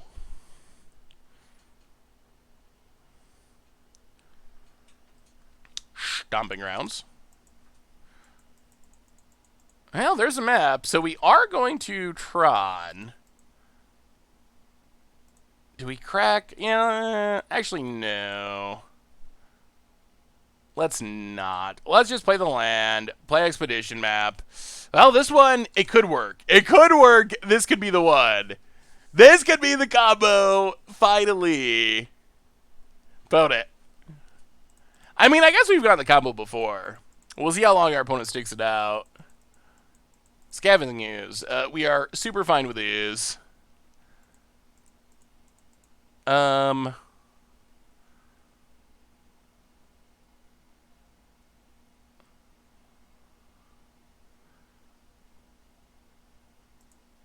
play Sanctum. Pass the turn.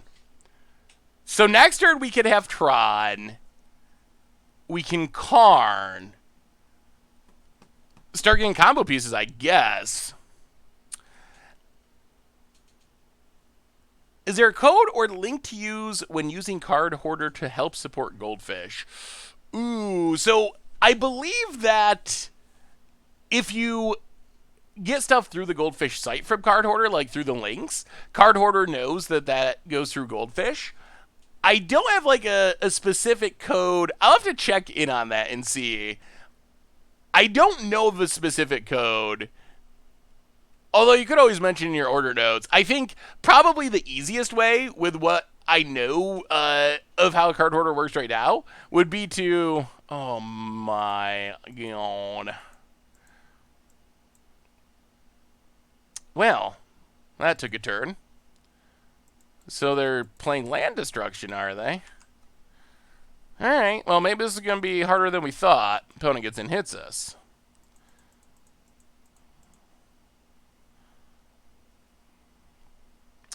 Play a... Well, let's crack this. Crack. Draw. Sages. Well, now we're not especially close to Tron anymore. Pass the turn.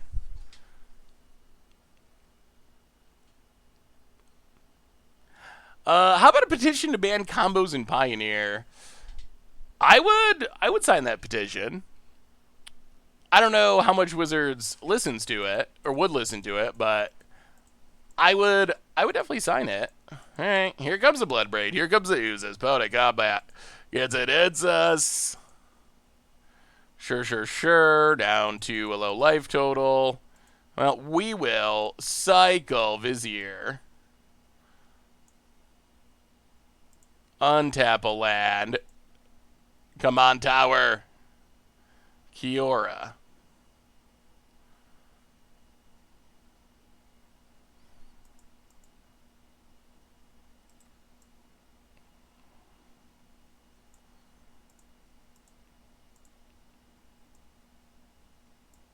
Well, play a Ballista. Play a Sancta, pass the turn. All I want is Careful Study and Standard with Phoenix. Ooh, that would be pretty strong. Oh, did I say Card Hoarder?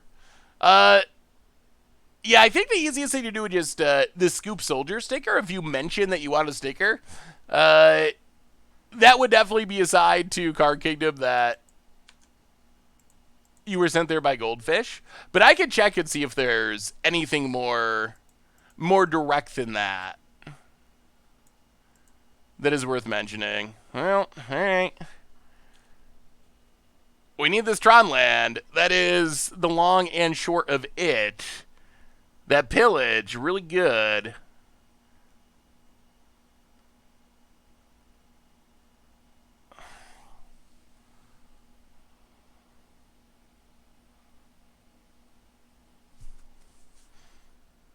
Oh, come on now.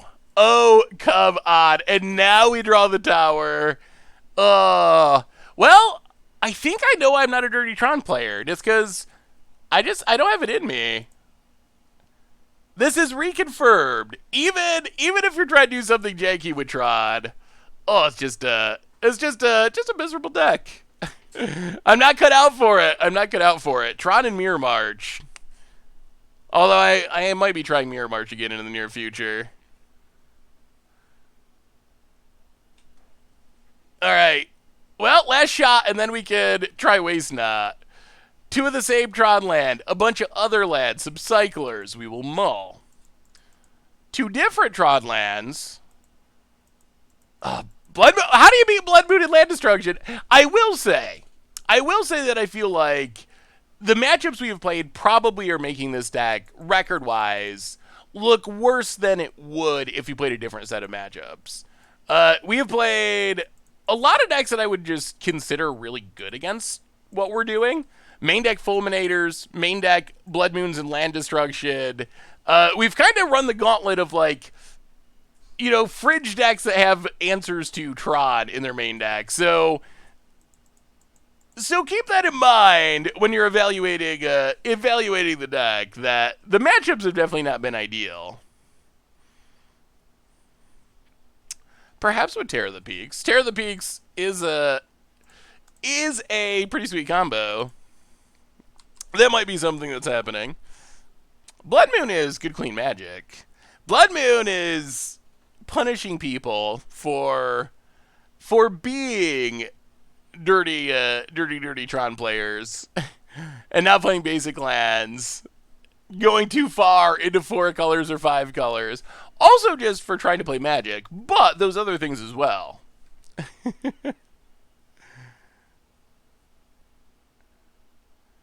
I mean, I think it does. I know it's true that there are other aspects of Blood Moon. I won't deny that part of the reason, and the main reason I love Blood Moon decks, is because you just jank people out and get free wins. That's not... There's no denying that is part of it. However, it also does keep decks fair and honest to some extent. Or at least helps.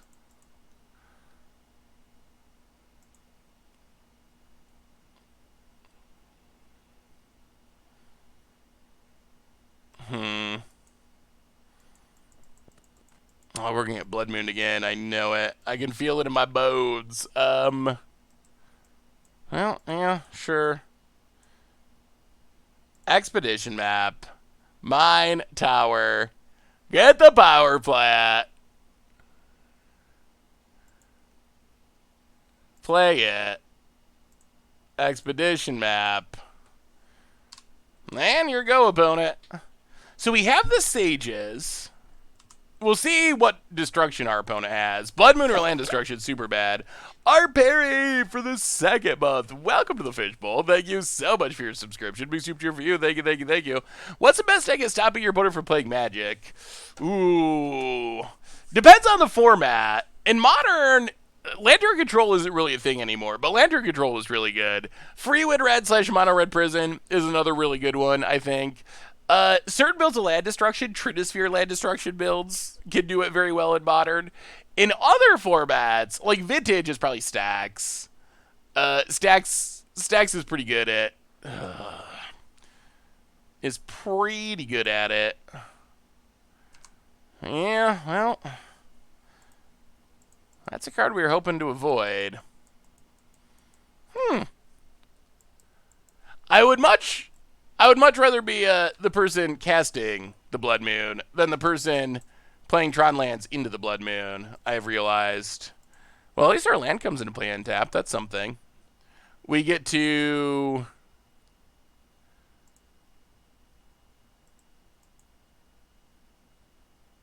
crack Expedition map. Actually, no reason to really do it now, I guess. We can play Chromatic Sphere. We can sack Chromatic Sphere for blue. We can play Kiora.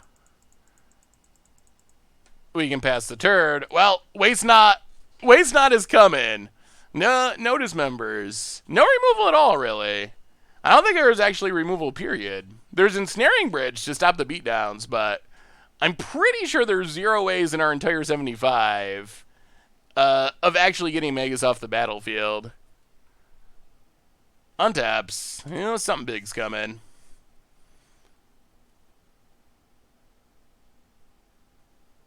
Alright, there's a Glory Bringer.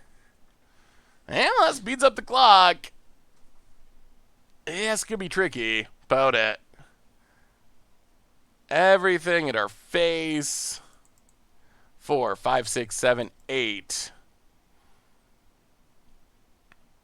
I'll play the land.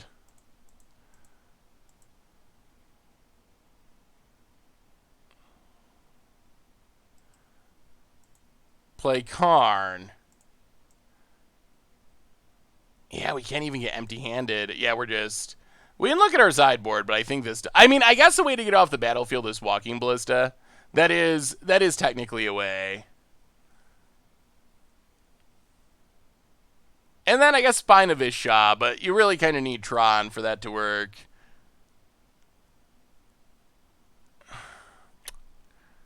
Huh.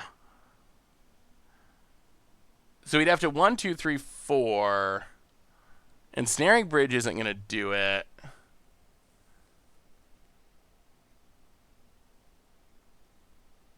I mean, Bridge doesn't actually really work because we're going to be stuck with 2 cards in hand because we don't have blue mana. That might be our best bet, but we're taking 4, 5, 6, 7, 8 to 2. So we play Bridge and just die to the 1/1s.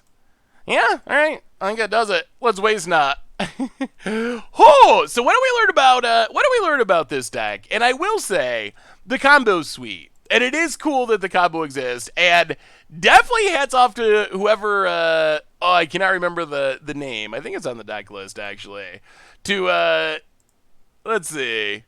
Hats off to Tellerod, who I'm not sure what matchups they hit or how they made it happen, but went 5-0 with that list. So that is a pretty impressive performance, even more so after playing the deck. So yeah, the combo is cool. In our experience, small sample size with probably not the best of matchups. It didn't feel super duper competitive, but small sample size, who knows? The combo's definitely cool though, for sure. Hey, what's up, Recall? How are you? Oh, you have a hard time now. That's not good. What if there's anything I can do, definitely let me know. All right, so let's try Waste Not. We got some time left heading into the second half of the stream.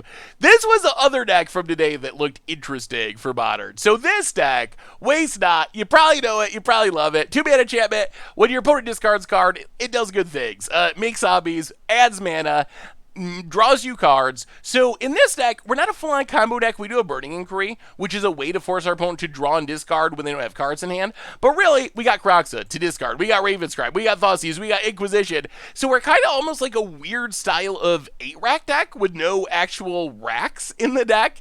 We're looking at just like discard you, discard you, discard you, get value at a Waste Not, get you with Kroxa, Dreadnought Arcanist to keep casting discard again and again and again and again.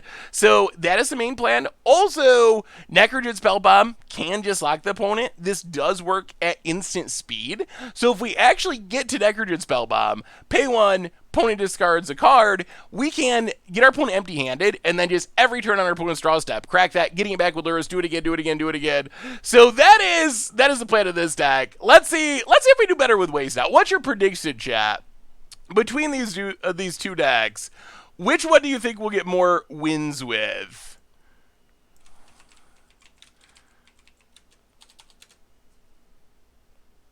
I mean, we went what? 1 and 4?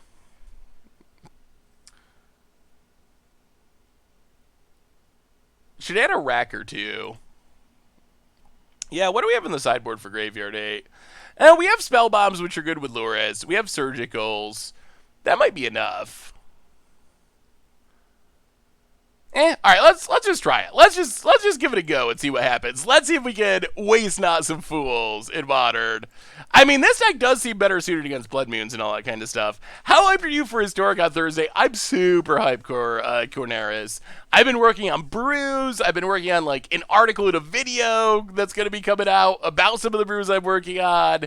So yeah, I'm very excited. We will definitely be playing. What do you think for Thursday? This is something I want to ask you. So what do you think for Thursday stream?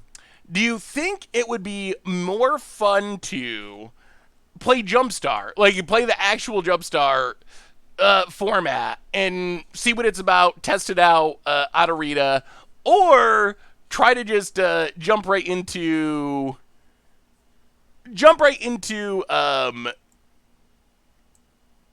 playing historic. Can we feed the kids? Can we feed the kids? Ooh, 2 waste knots. I like that. I very much like that. All right.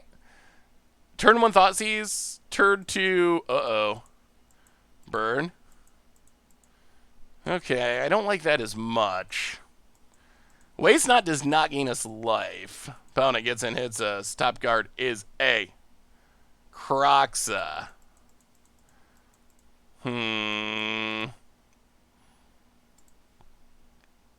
That's awkward.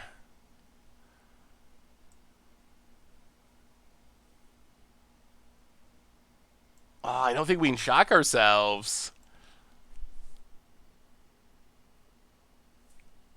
It's been a while since we've played all the surgicals. I haven't started recently. Jumpstart, you'll have Minera opportunities for historic. Yeah, that's kind of what I was thinking is we'll have tons of streams and videos for historic. So trying Jumpstart itself is fine. And then we can also do some brews too. That is true. Waste Knot probably would be powered up today. So we're going to... Oh, we can't do it. We just can't do it. We're going to have to trust that we draw red mana. We can't just go to 13 against Burn. That's suicidal. Bolt, Skullcrack. Well, we will take the... So we're at 13, 15. 14, 13, 12...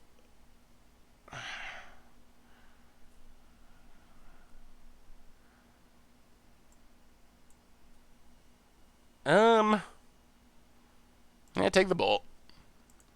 Pass the turn. And Waste Knots we trust.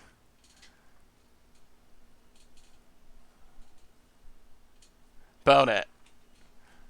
And it's a little greedy to go without red mana. The Goblin Guide theoretically could help.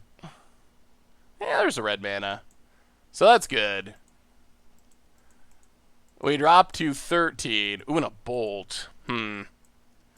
Alright, slight change of plans. We're just going to play the Ugly Mountain, pass the turn.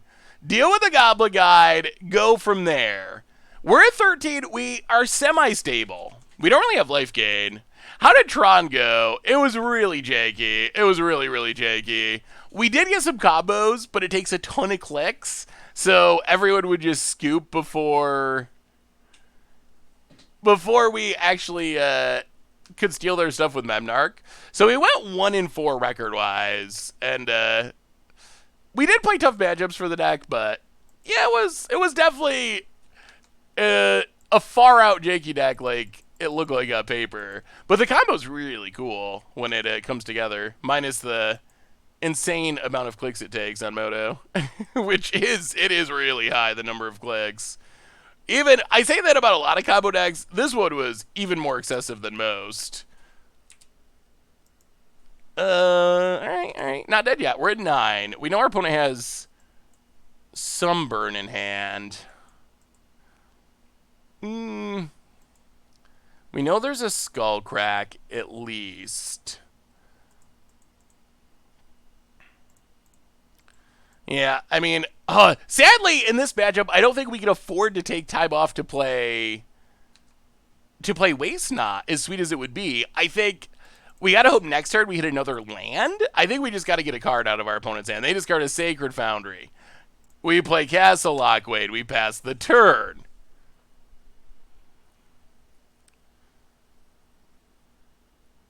Yeah, the combo was definitely really sweet. Boat it. Cracks a land. I don't think we have... I'd have to look at the deck. I don't know how much, if any, life gain we have in the main deck. Oh, God. That's bad. Real bad. Real bad. Well, Arcanist. Down to 7. Blood Crypt. Tapped. Pass the turn. Better at taps. Land. Yeah, Eidolon's very strong. Bone it. Passing. Well, okay. Go to combat. Attack with Arcanist.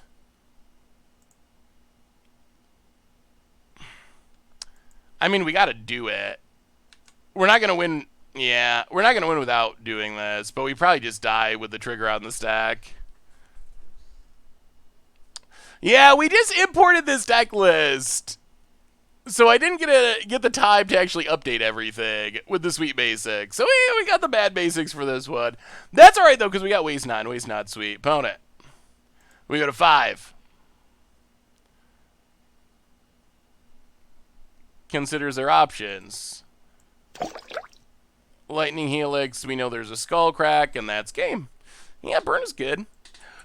This should hopefully go a little better with us being on the play. Duke of Death, welcome to the Fishbowl. Thank you so much for your subscription. Big scoops here for our new subscriber.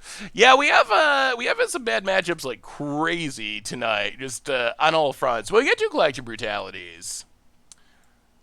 And that might be about it. No. Probably no. So bring in 2 Collective Brutalities. So we get a little bit more life gain. Go down. Maybe like a Thoughtseize and... It's kind of crazy that this matchup in Modern is so fast. I'm not actually sure we can take... It's really hard to take a turn off to play Waste Not. It really, really is. But we'll go down to Colgan's command. Try it like that. As a Waste Not player, you almost always have to play Waste not on turn 2. Wait, you almost always have to play Waste Not on turn 2. Yeah. I mean, it's definitely sweet if you can get it going. Ugh, no land, no keep. Well, it sounds okay, I guess. Sadly, we'll just put Burning Inquiry to the bottom. We don't have anything that goes with it.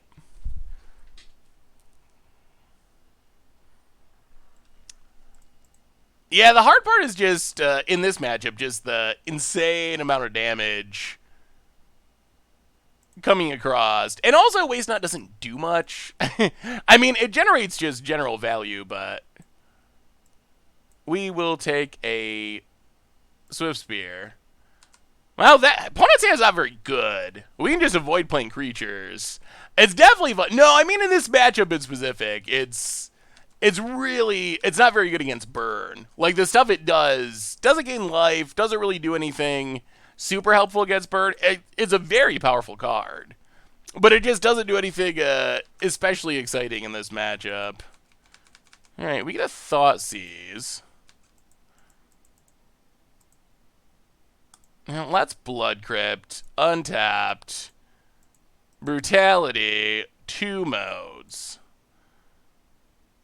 Goblin Guide, Duress You. Discard Thoughtseize. Take Lightning Bolt.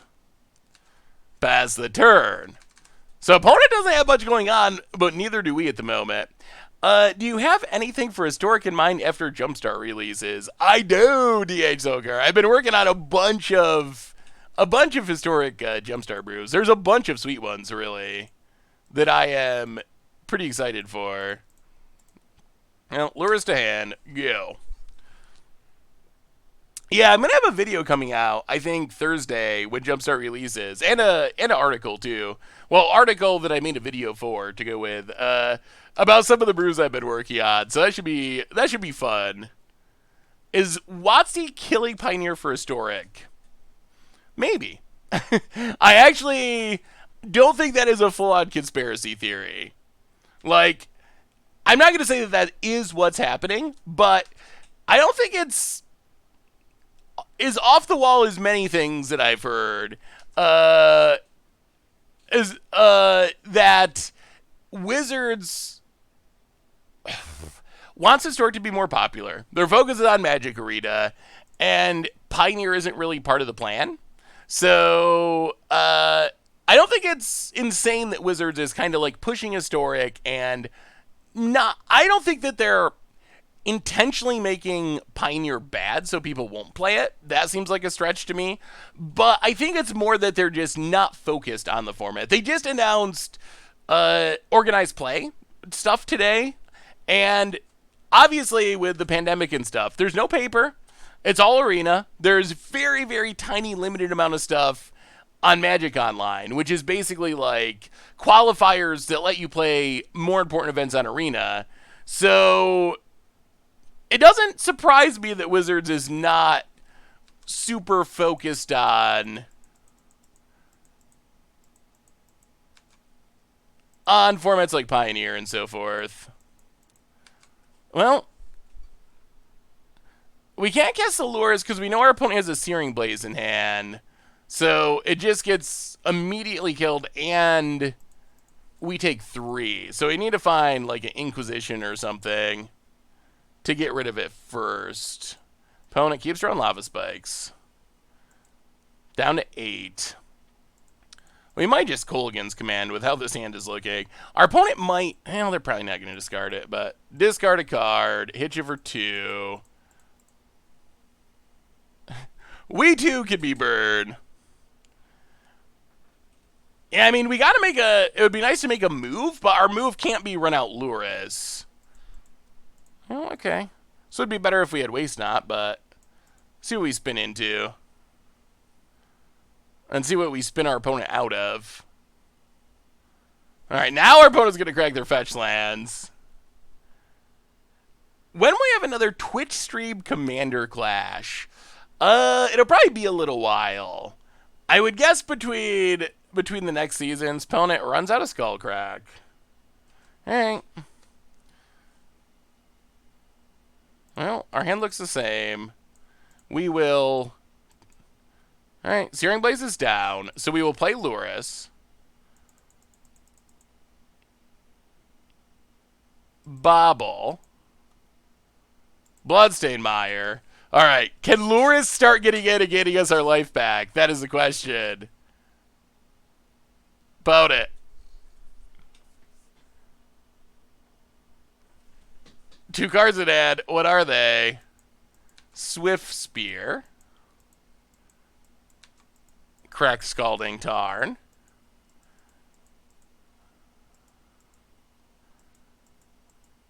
And Rift Bolts Lurrus. I really hope we have a mountain. Okay, we do. So get a mountain. So Lurrus is down. See what's on the top of our opponent's deck. Oh boy, Core Firewalker. That's not great. We do not have an answer for that. Oh, we get to draw. We draw nothing. We will play a land and pass the turn. Build it.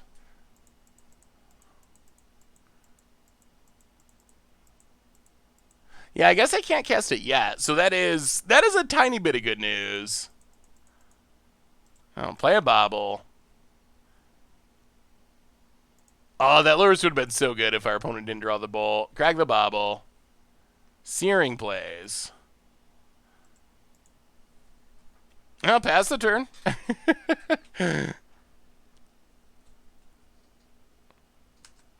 Well, Core Firewalker's not coming down yet. I would rather hold the Inquisition. We know they're drawing Searing Blaze next turn. So I'd rather hold the Inquisition to see if we find a Waste Knot. Because that would actually be really good. Opponent. Passing.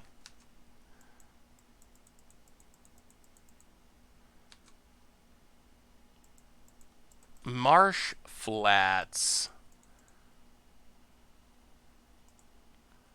Well, Inquisition you. Take Searing Blaze.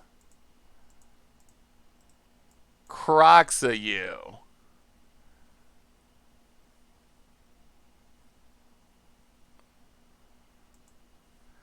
Get rid of the Firewalker. We played Tron, decided to switch it up because the combo was pretty clunky on Moto. So opponent out of cards. Oh. In theory, we get back Crocs and win. I think we gotta wait. The difference between 4 and 3 is pretty big against Bird.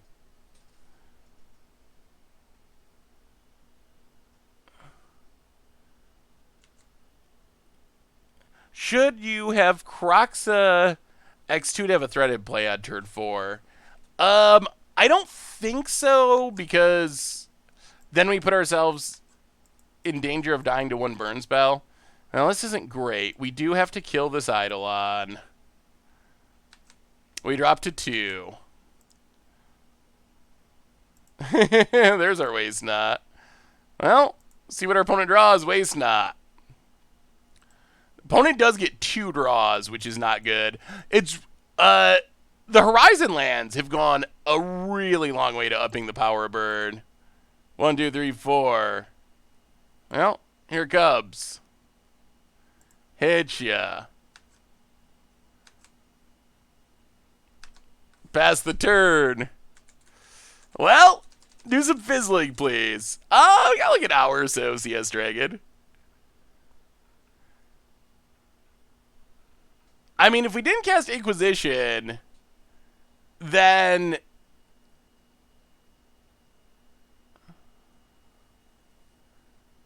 Okay.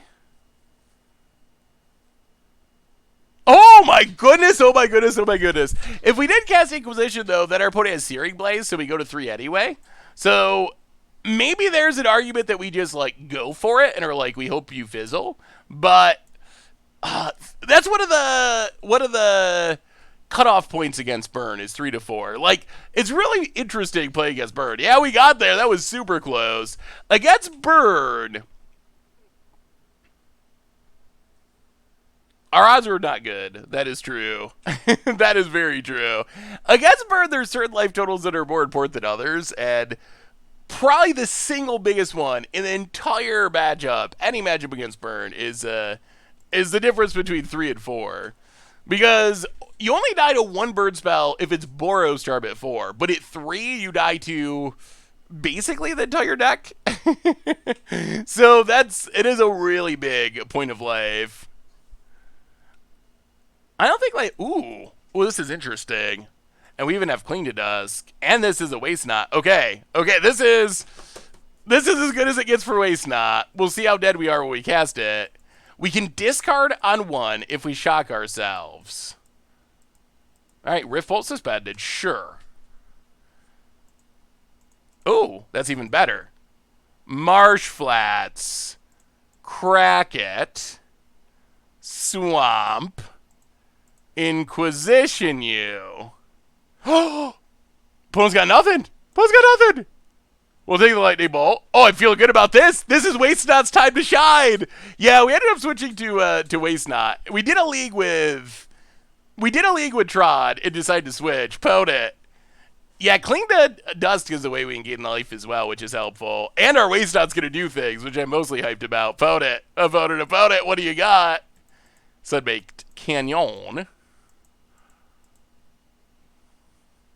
Well, Mountain. And Waste Not. Next turn is where the fun begins. Opponent. Wow, desperately sacking the land on turn 2, stone raiding themselves. They know that bad things are about to happen. Opponent, Sacred Foundry. Tapped. And Goblin Guide. Okay, that's something. Sure. Here they come. Goblin Guide gives us Thoughtseize on top. Yeah. All right, so we will untap Inquisition you. Take Lightning Helix. Draw a card. Blood Crypt untapped. Fatal Push Goblin Guide. Burning Inquiry. Draw. Make mana. Ooh, another waste not two. Inquisition you. Take Skewer. Draw a card. Oh, we're like comboing. Thoughtseize you. Yes, that was so good. Draw a card. Pass the turn. That was a beautiful turn cycle. That was so good. Adrian Storm, welcome to the Fishbowl. Thank you so much for your subscription. Big soup cheer for you. Opponent plays a land.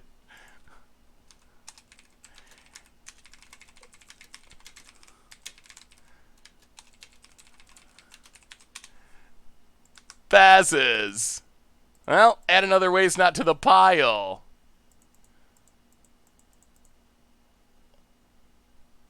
Swamp. Arcanist. If we get to flashback Burning Inquiry, oh, Zenzelli, welcome to the Fishbowl. Thank you so much for your subscription. Big soup cheer for you. Thank you, thank you, thank you.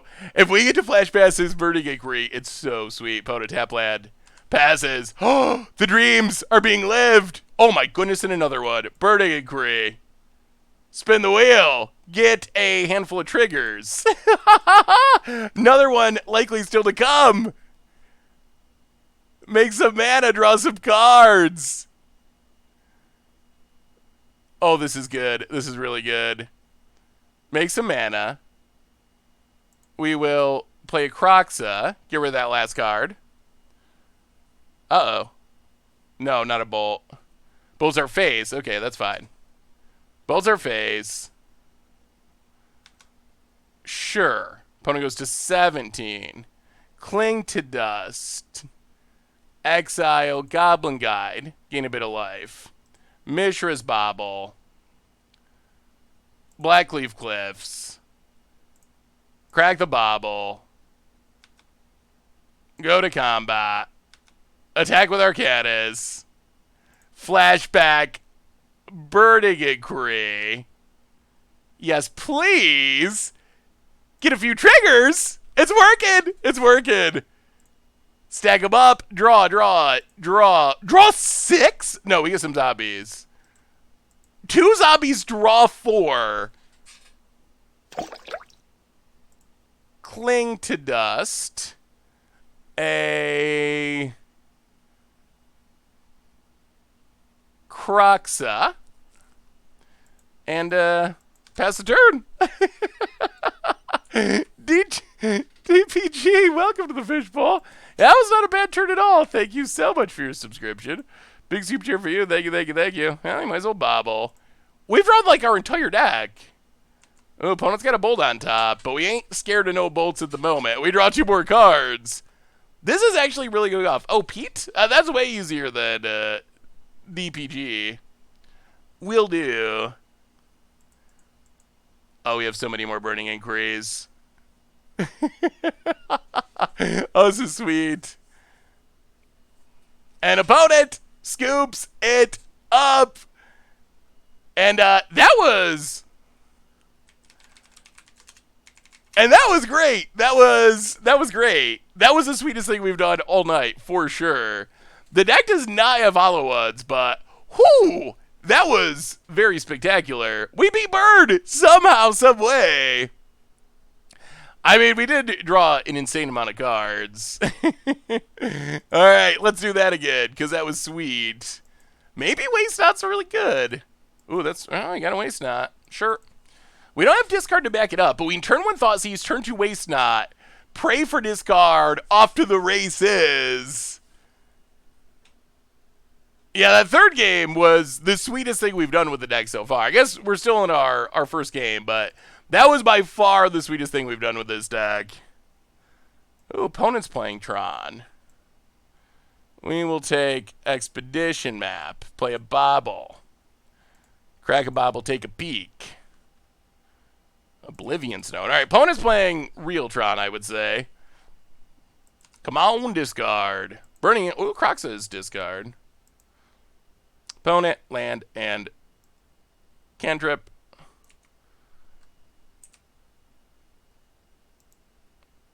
Oh, yes! That is exactly what we were hoping for. Exactly. Play a swamp. Oh, that's so perfect. Well, all right, now things happen next turn. Things are going to happen. That's a perfect draw. All right, Tron, we are coming for you. I feel like this deck could play actual Blood Moon. It has Alpine Moon in the sideboard. I feel like it could play real Blood Moons, though. Opponent digs. Tron piece. Sphere. Well, here we go. So, step one, I think we lead on Kroxa. Bloodstained Mire, crack Bloodstained Mire. Blood Crypt, untapped. Kroxa you, make you discard, get a trigger.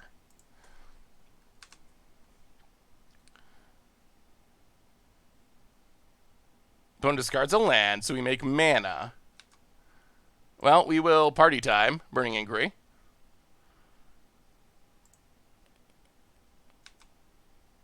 Draw, zombie. Ugh. Yeah, we can't do anything, though. Alright. Bobble, crack it. Forest on top. Ugh. We might have just spun our opponent into Tron, though. They discarded non-Tron cards. They could have just drawn into Tron. We might have helped our opponent. Oh! Backfired. Backfired to the max. All is dust. Ugh. Well, Bloodstained Mire. Crack Bloodstained Mire. That's a little brutal. That's a smidge on the brutal side. Kroxa. Oh, we helped him. We helped Tron. 1, 2. I mean, that is how Burning Inquiry works. You never know with Burning Inquiry. Things happen. Shadow of the Graves could be interesting. We do not have Fulminators. We got a couple of Alpine Moons. Well, opponent discards a Dismember. 2 cards in hand. See what else they got. Forest and Sylvan Scrying. Okay. For a Blast Zone. Well, we will play Waste Not. Go to combat. Attack you. Hit you. Make you discard. They discard a tower. We make mana.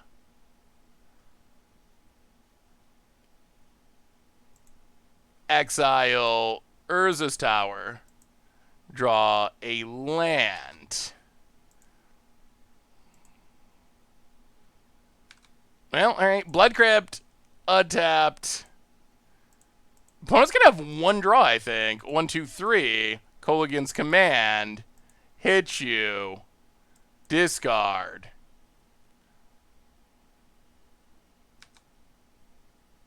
Pass the turn. All right, you got a top deck opponent. This Kroxa is lethal. An opponent scoops it up. Maybe Waste Not is insane. Maybe it is insane. Oh, card key to brand out a Scoop Soldier tokens? I will have to check. I hadn't heard that. I will. I'm so sorry. Wow, we got him. We helped Tron, and then we unhelped Tron, and then and then Waste Not. Okay, so Waste Not sweet. Waste Not sweet. I've completely done a 180. It is, if it just goes on the battlefield and we cast cards, it's insane. It's super sweet. Super sweet. All right, we're going to bring in Land Destruction. We're going to bring in Alpine Moon to main Tron lands. We will go down the Lightning Bolts. We will go down... What else? What else can we cut? Fatal Push is a little bit meh. Let's just go down the targeted removal. We could go down Cling to Dust. Libation, Brutality. Let's go up to Dreadbore. Hopefully we don't get janked out. Run it like that. Wow, this deck's been sweet so far. Yeah, that's the dream, is turn one Burning Inquiry Surgical your Tron land out of the graveyard. Yeah, it would be really cool. Hey, miss you, Absolute Zero, how are you? It would be really sweet if, Yeah, okay. Well, no Tron for you. This hand's not great, but it does shut down Tron lands. 2 of 2 Alpine Moons, Urza's Mine, and Expedition Map. Blackleaf Clips is actually really good here. We will Thought Seize.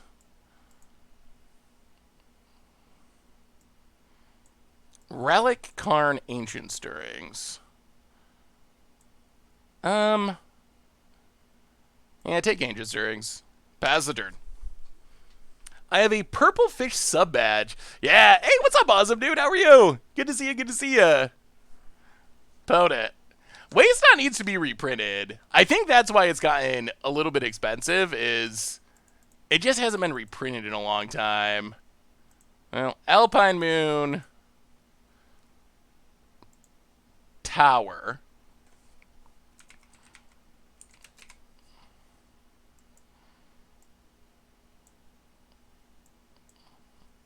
And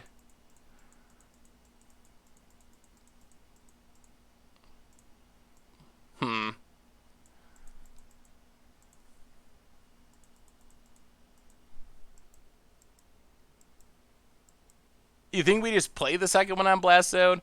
Blast Zone is 3 to crack, though, right? 2 to pump, 3 to crack, so we don't really have to do it this turn. Yeah, I think we pass. I think we're fine with our opponent. Actually, we'll play the Spell Bomb. We know we cycle it. I think we're fine with our opponent spending their Expedition Map to tutor up Blast Zone, but then we can just play it after our opponent wastes their Expedition Map. So it gets a Blast Zone.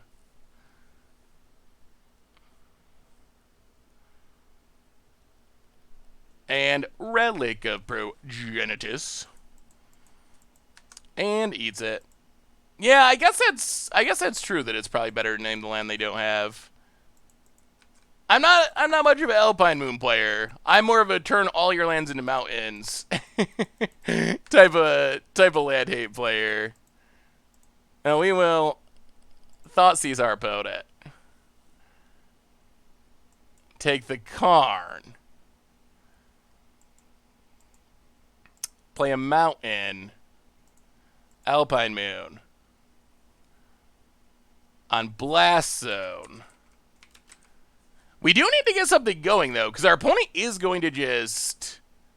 They are just going to ramp into this. They have 2 lands in hand, so they're not that far away from hard casting relatively big things. I guess we can make our opponent discard. Is that worth it? Let's wait. I think we're going to draw a card. Opponent, untaps. We got it! The trap worked. The trap was laid, and it worked to perfection. Opponent keeps exiling. Sure. Passes. Yeah, let's draw. Looking for a Waste Not. Bloodstained Mire. Bloodstained Mire.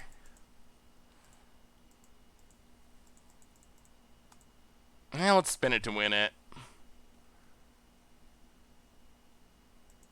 And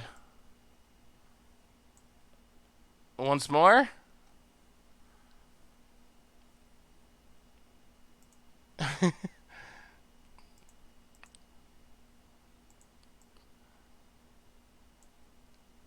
No, play Bobble. So he made our opponent discard a bunch of stuff, but I don't know how helpful any of that was, actually. Crack Bobble. Ballista on top. Yeah, alright, play the land past the turn. What do you think we will get in the next Zendikar set? Or what lands do you think we'll get? So I'm hopeful... So opponent cracks, gets rid of the graveyard. I'm hopeful that we will get something innovative as far as the dual land cycle. I do not think it'll be Tango lands. I don't think Tango lands are exciting. I think Wizards is going to push Zendikar. Alright, Sylvan's crying. I feel like after Battle for Zendikar flopped, Wizards is going to want to make sure that this one hits. So I'm expecting something. I still think my prediction is something innovative. And maybe it's probably a long shot, really, but something like the land token idea, something unique. Well, we will pillage. You can see how much worse some of our stuff gets when we don't have waste knot. Like Burning Inquiry is really bad. One type fetch lands are really not meaningfully different than two type fetch lands, I don't think. So I'm not a big believer in the one type fetch lands. They're pretty much the same thing. Doubly so in a standard format that has triomes. So I'm not expecting that. That's not on my list. I keep thinking, enemy Tanglelands would be such a huge disappointment. It's just not a very good or exciting land cycle for a plane that is built around lands. That is the whole gimmick of Zendikar, is lands. They're a big part of it. So I think that I could see the land token thing happening. We'll see. Like, we had Arena now. Wizard said there was issues with confusion, but we just had Mutate, and we just had a million, like, mechanic token things, punch-outs. So I don't know how much that... Wow, they've drawn a lot of relics. I don't know how much that... Oh, and we F6'd. That's unfortunate. I guess they were going to get it anyway. So I don't know how... Wow, they've drawn so many relics. Have they drawn every relic? It feels like. Yeah, alright. Relics for days. Thin the deck. Yeah, we got nothing. Our deck, we're in really bad shape here. Really, really bad. Oh, playing Arcanist. Yeah, I think they got us on this one. We just never got any traction. We've been playing empty-handed, never found a waste knot. Even if we find a waste knot, it doesn't do anything anymore. Creature lands, I think, seem possible. Probably likely. Whether they're, like, the big lands of the set or some sort of... I guess that we should be getting Luris, even though we don't have anything to do with it. But it is a card. Another Ballista. It's gonna... I guess it eats a Ballista. Ew. Ew, ew, ew. Exile stuff. Yeah, so much graveyard hate. Podet gets it, hits us. Down to 10. We draw. More lands. Alright, on to the next one. Yeah. Risk Factor handing out the gift subs to No Cool Name Bro, Urk, Buttgrub, Psycho Magi, and Zendaru. Welcome to the Fishbowl. Thank you so much for your subscriptions, and thank you so much to Risk Factor for handing out the gift subs. Big soup cheer for you. Thank you. Waste Knot. So Waste Knot is a little bit like Heartless Summoning, in that if you build your deck around it, and then you don't draw it, there's not really a backup. And Risk Factor, summon yourself. Big soup cheer for you. Thank you. So yeah, the token land idea would be something like Flooded Strand, but... Alright, we'll keep it. Would be nice if we had black mana, but... Alpine Moon shuts down Tron. Play Bobble. Crack Bobble. We need a Waste Knot. Opponent's drawing a tower. Play the land. Pass the turn. Maybe we just play the Alpine Moon. Because we might have to Burning Inquiry. Yeah, run it out. Pass the turn. Tricolored creature lands would be pretty interesting. I don't know if they'll be like the chase land cycle of the set, or if they will be...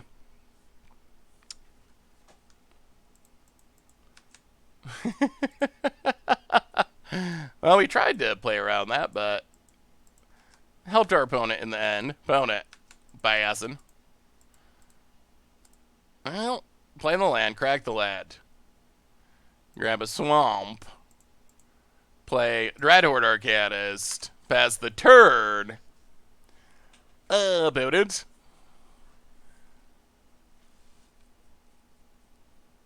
Mine. Star. Cracks it. Green. Another Ancient Stirrings. Uh-oh. Traps would be cool. Yeah, I don't know if they'll be uncommons or if they'll be the chase rares of the set, but I wouldn't be surprised to see them. But I really think they're going to have a good land cycle. I would be very disappointed if it's just like the rehash of the original Zendikar cycle, which was pretty meh-ish, in my opinion. So we will take Wilt. Go to combat. Attack our opponent. Take...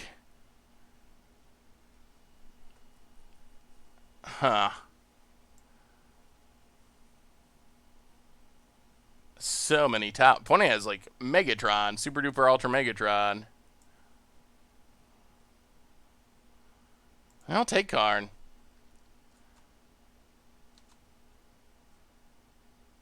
Pass the turn. Come on, waste not. Wait, 8-0, waste not. Thankfully, Niz will be rotating, which is a bit of a relief. Chromatic Star for our opponent. Cracks it for green. Sylvan Scrying. Gets a Sanctum. And passes. Cling to Dust.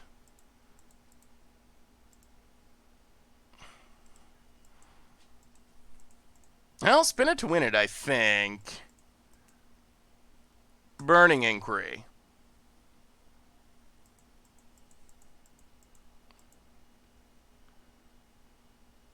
Go to combat.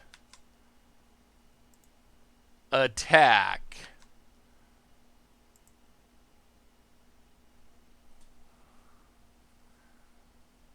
Inquisition.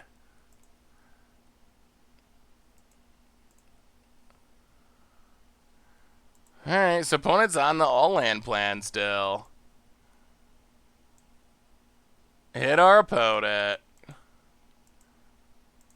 Cling to Dust.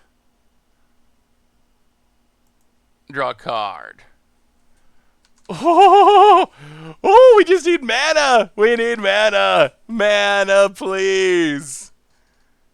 Yeah, fetch lands. Wizards has not seemed interested in adding them to standard. Mana? No. Well, go to combat. Attack you.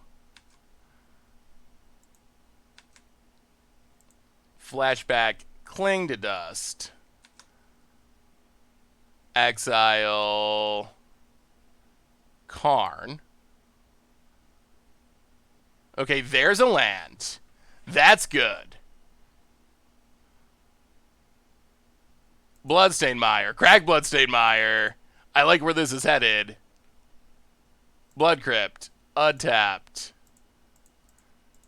Pillage.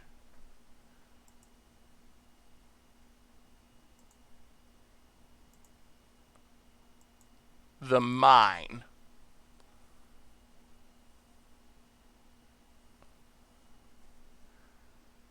Alright, so there goes Alpine Moon. Pound it. Down to 2 lands. Oh, if this goes wrong, I'm going to be so upset. Pound it.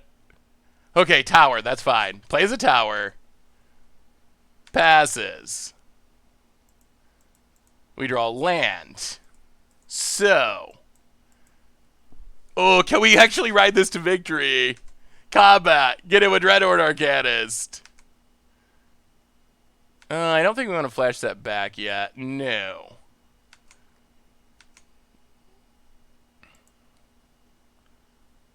Our opponent has a power plant, right?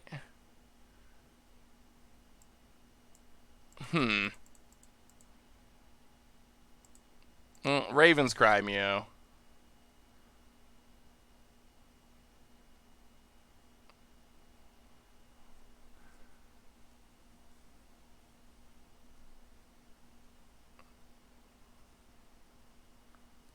Oh, come on. Let's take down Tron. I have almost 29,000 Twitch reward points. What should I use them for? Oh, Jonathan, I promise. I know I've been saying this for a while, but I promise there will really be something to do with them soon. So I just hold on to them for the time being, because you will be able to do things with them.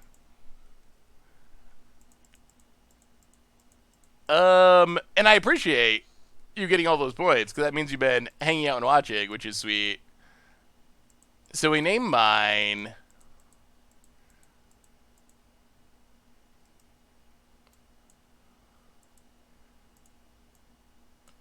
Raven's Crime. Pass the turn. Oh, if only we had our namesake card to go with it. Boy, King of Carrot Flowers, 43.8. That's insane. That is so many. Well, yeah.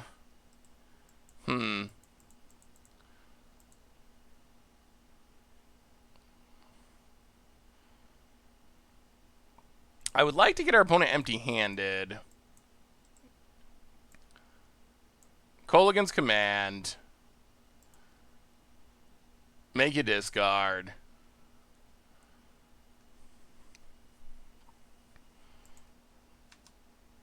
Go to combat. Attack.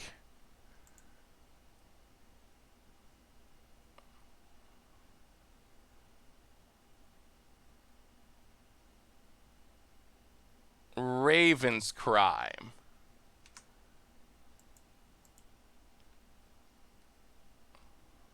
So opponent's out of cards. Hand has been stripped. Every standard has a menace, like Sam from Ristic Studies once said. Ooh. Oh, that's actually a good draw for our opponent. That's a really good draw. What is that in reference to? Anything in specific? I'll go to combat. Attack you. I guess we're going all the way with Dreadhorde Arcanus.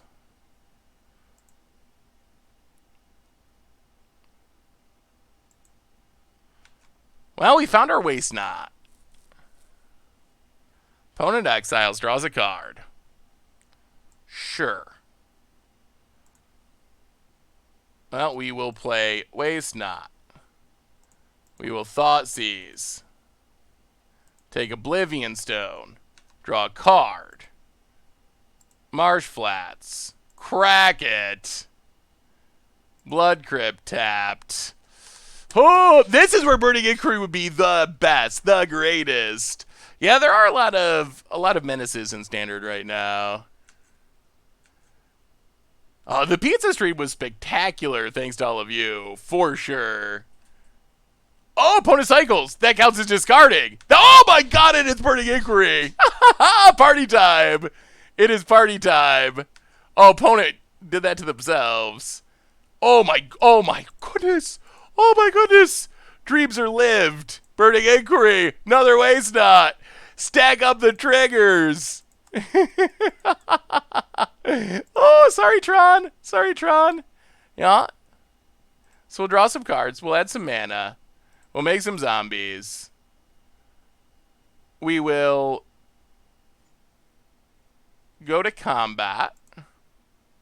We will attack with Dreadhorde Arcanist. I think we'll flashback Burning Inquiry. Burning Inquiry. Do it again. Yes, please. Give us some triggers. Stack them up. Stack them up. All mana? That was all lands our opponent hit. Okay. Well, we will... Just to make sure... Get rid of the rest of the mines.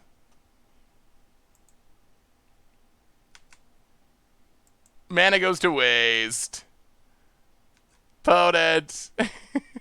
Down to 11. Marsh Flats. Crack it. I don't know if we got a land left. The answer is yes, just barely.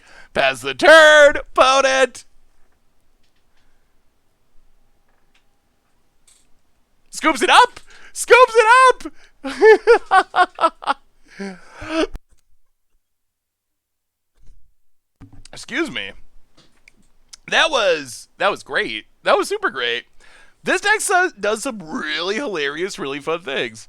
Uh, I do not have I am currently single. I do not currently have a girlfriend or a boyfriend for that matter.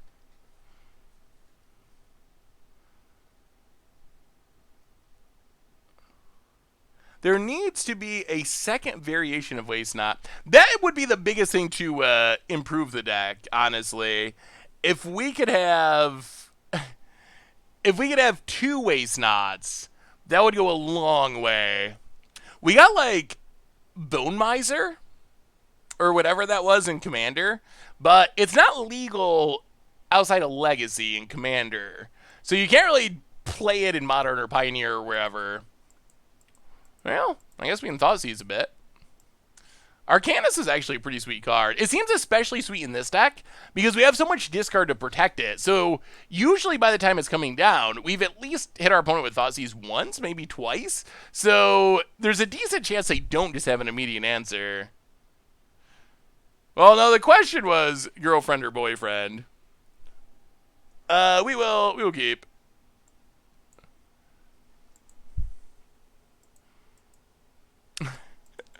Burn again? I don't know if this hand's good against Burn. Thoughtseize and two Arcanas does not noob uh-oh. Go away. Go away, Moto. Alright, there's a Goblin Guide. We are 2-0. We might be able to feed the kids with this one after coming very short with Tron. Not even a little close. Not even a little. Necrogen Spellbomb. Well, we can cycle that eventually.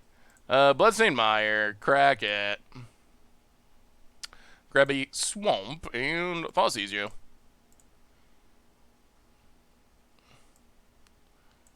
That's a lot of burn. Well, sure. We're down to 15.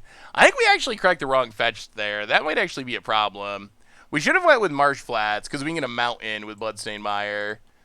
That might actually be an issue against... That might actually be a problem against Bird. Have you ever seen a cat so fat it needs someone else to clean its butt? Huh. 35-pound cat. I've seen 35-pound dogs.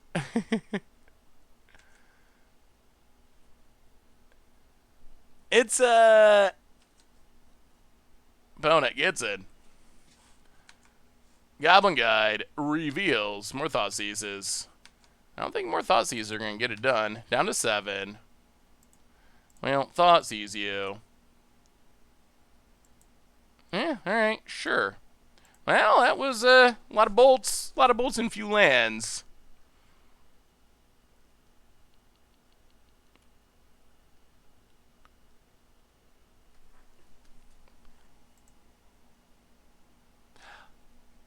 Alright, so... Well, I guess we do what we did the first time we played Burn. Brutality's in. And that's really about it. Bring in Brutalities. Go down a couple of Thoughtseizes, I think. And run it like that. If you could date any Planeswalker, which one would you date and why? That's a tough question. Who would be a good Planeswalker to date? Huh.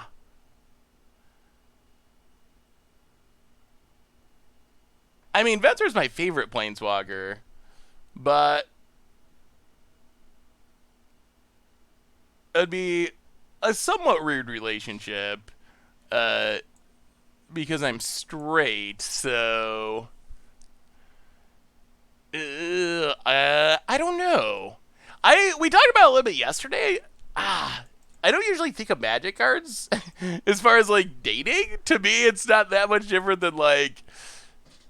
I've gotten more into the flavor of it, but I've always been more like, yeah, it's about the strategy. I've started to appreciate the lore more, for sure. But I haven't got to the point of thinking about which Planeswalker I would want to date. I'm sure there's some good options. I'm sure there's some good options. All right, what do we get? Bobble, 1. Land, 2. Lightning bolt. All right, well, bolt is good. That can answer our opponent's first threat. Rift bolt suspended.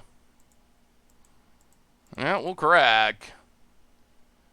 Opponent might be trying to set up Incinerator, which is big. I really hate burning a Krieg if we don't have anything to do with it, but I think we're going to do it. Well, we got rid of an Incinerator.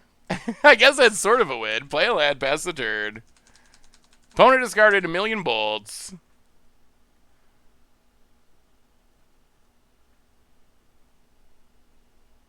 About it. Aminatu. That's Aminatu is creepy anyway, but I don't think that's a choice. Liliana.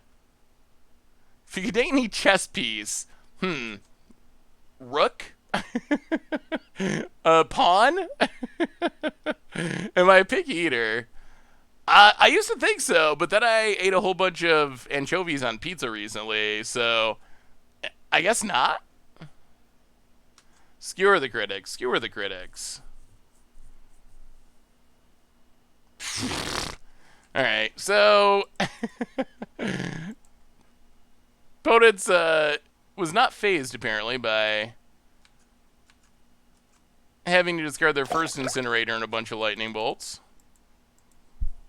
We draw another land, which doesn't do much. Yeah, it's not looking great.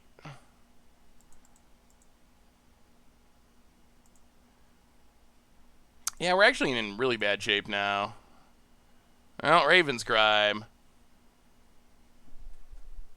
Wedding MTG! Welcome to the Fishbowl. Thank you so much for your subscription. Big soup cheer for you. Thank you, thank you, thank you. Oh, bird. Bird, bird, bird. Never a super fun matchup. Bonnet. Swift Spear. Jeez. And a Lava Spike. Uh-huh.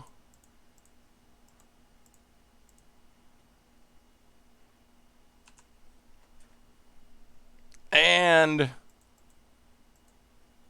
Rift Bolt suspended. Good God. Wow. All right, well. Yeah, I mean, when Burn runs well, it's really good. On the other end, when Burn doesn't run well, a little less good. But it ran well that match for sure.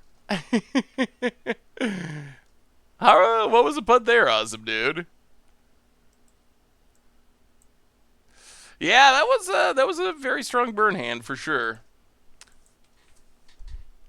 I feel like Krim would be the best person to ask that question, considering the whole dating fictional character things is definitely something in his wheelhouse as an anime fan. Yeah, Krim would probably have some good answers.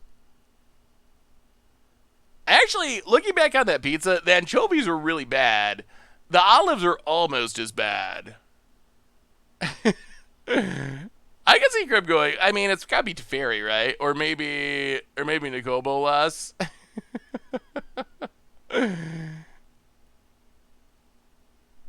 Alright, we get to play first. I'm trying to think of planeswalkers whose personalities I would get along with.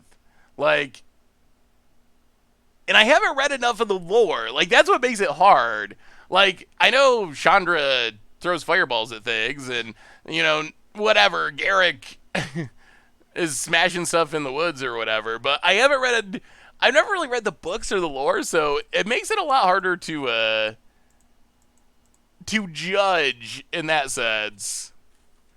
Maybe a Johnny, we could just compare beard tips. That actually might be the way to go. But I feel like I'd be able to answer better if I knew more about the planeswalkers other than what their cards do. Because that's cards and just the art on the cards. That's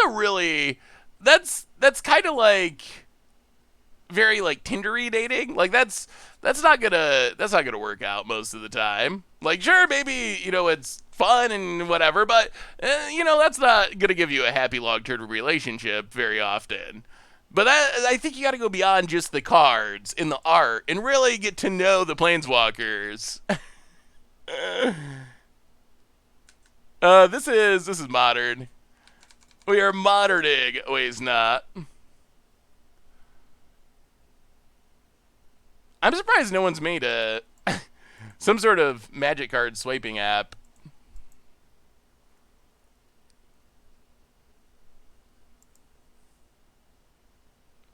Lots of fans in Brazil. Well, I'm a big fan of Brazil. Maybe someday I will come and hang out in Brazil, which would be spectacular. Hey, what's up, James? How are you? Good to see you. Richard, the site was actually named after Liliana at one point. So, Richard would definitely go with Liliana. Oh, we recorded another Goat Magic today, so be expecting more Goat Magic action in the near future. Aw, boo.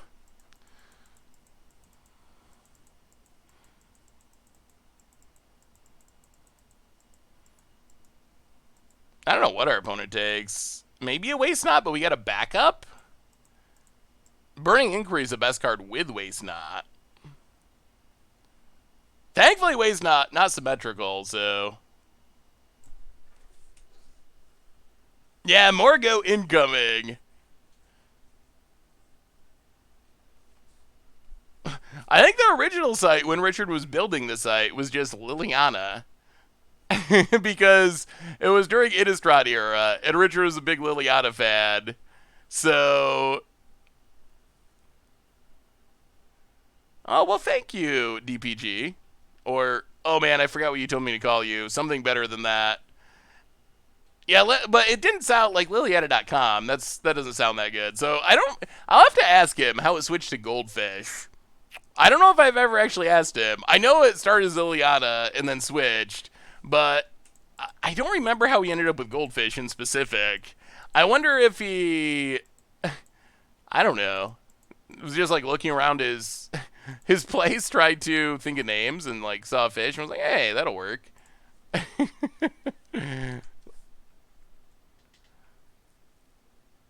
I mean, it could, but yeah, Liliana would have potentially other implications, or would make people think other things. How many teams do people think IO Goldfish? Oh, constantly? It's people always think IO Goldfish very, very regularly. But actually, Goldfish started before I started there. Although at first, Goldfish was just like prices, and I think I was. I'm not 100% sure if I was the first person to make any content for the site, but if not, I was very close to it. Swing for Zero, I might actually be, but in the very, very early ages of content. So I was there not long after the beginning, and I've been there ever since. But Richard did start it before I was involved or around it all. Well, waste not time. Let's start it going. We do have a Discord. Welcome to the Fishbowl, Swing for Zero. Thank you for your subscription. Big soup cheer for our new subscriber. Yeah, hanging out in the Discord more often is something that I would like to do. I just haven't actually made it happen as much as I'd like to.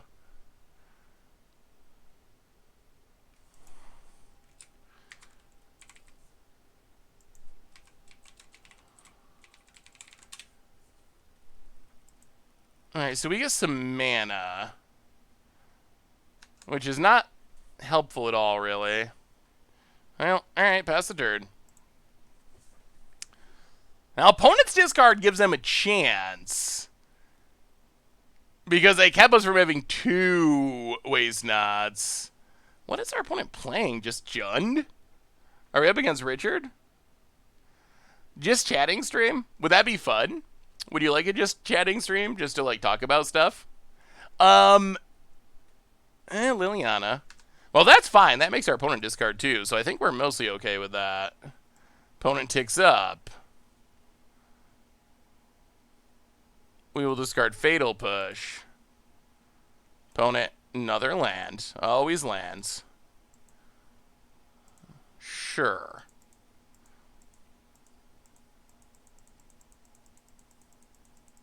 Well,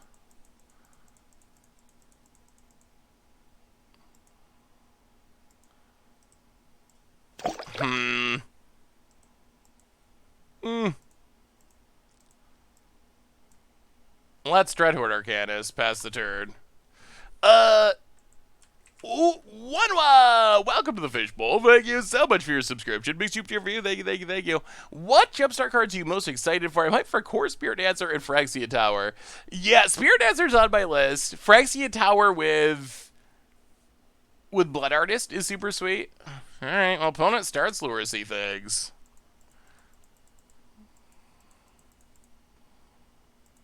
Well, this is kind of a bummer. This means we're probably now going to have to...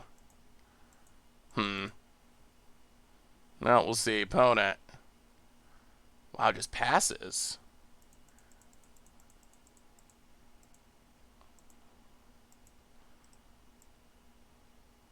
Ugh.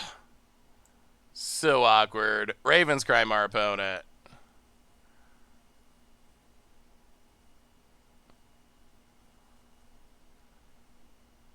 We get to draw a card. Wow, we cannot hit a land to save our life. Yeah, kill Luris. Pass the turn. Still on 2 lands. I actually think that the way they're releasing Jumpstart seems reasonable. Like, the price seems fair. It's like the same as a normal pack. You have some control over... Oh, they're just playing a million main deck Lurises. You have some control over the... Well, that's awkward. You have some control over the cards that you... The cards that you get, the packs that you get, so... I actually feel like it seems like a reasonably good model. Opponent. Acid. We need some action. Opponent cracks, takes a peek, draws a card. Oh, he did finally draw land, which is good. So play the land. Stop on our opponent's upkeep.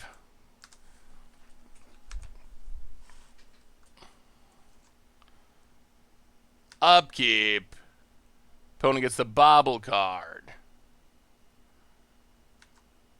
So we will... Kolaghan's Command.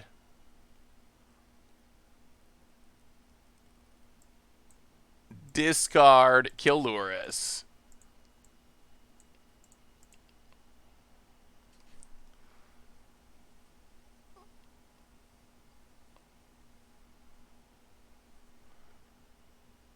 Alright, Renin 6.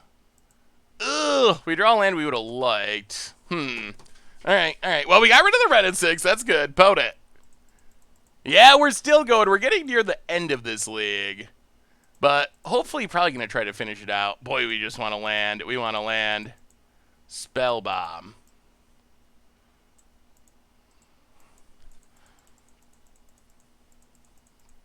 Well,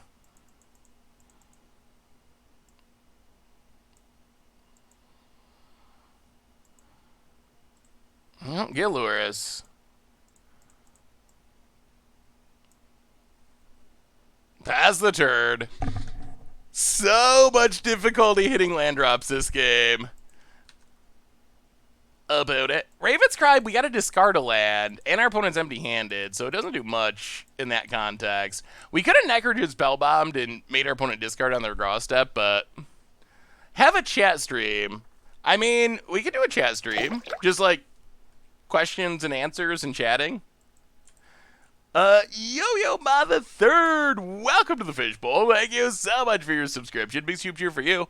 When will we see Brew Crew again? So the answer is, when will there be a Super League again? So I think what happened is, I think that some of the people that were running it went to work out at WotC, so don't actually have the crew that was like putting it together. So that makes it a little bit harder. So I don't know. I hope that we have Super Leagues again and that we get to play in them. I think that would be spectacular. But I'm actually, I don't know if or when that'll happen. Wow, that was not the best Liliana. Opponent has to tick up. We get to draw. No, we draw Thoughtseize. Alright. Untap. Okay, there's a land. So we get the land. We will Kroxa.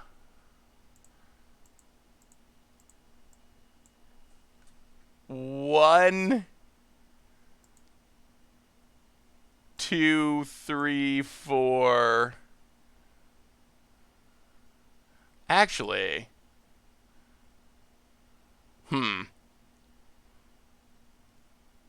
Yeah, I think that's fine. 1, 2, 3, or 5. Kroxa.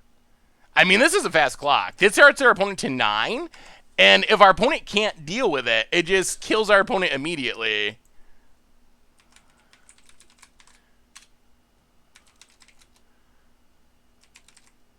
Yes, our opponent has to tick down to kill the Kroxa, which is fine.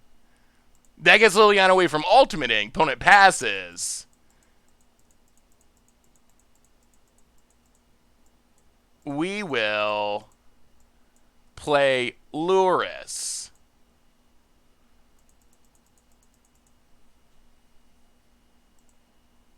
Blood Crypt. Tapped. Spell Bomb.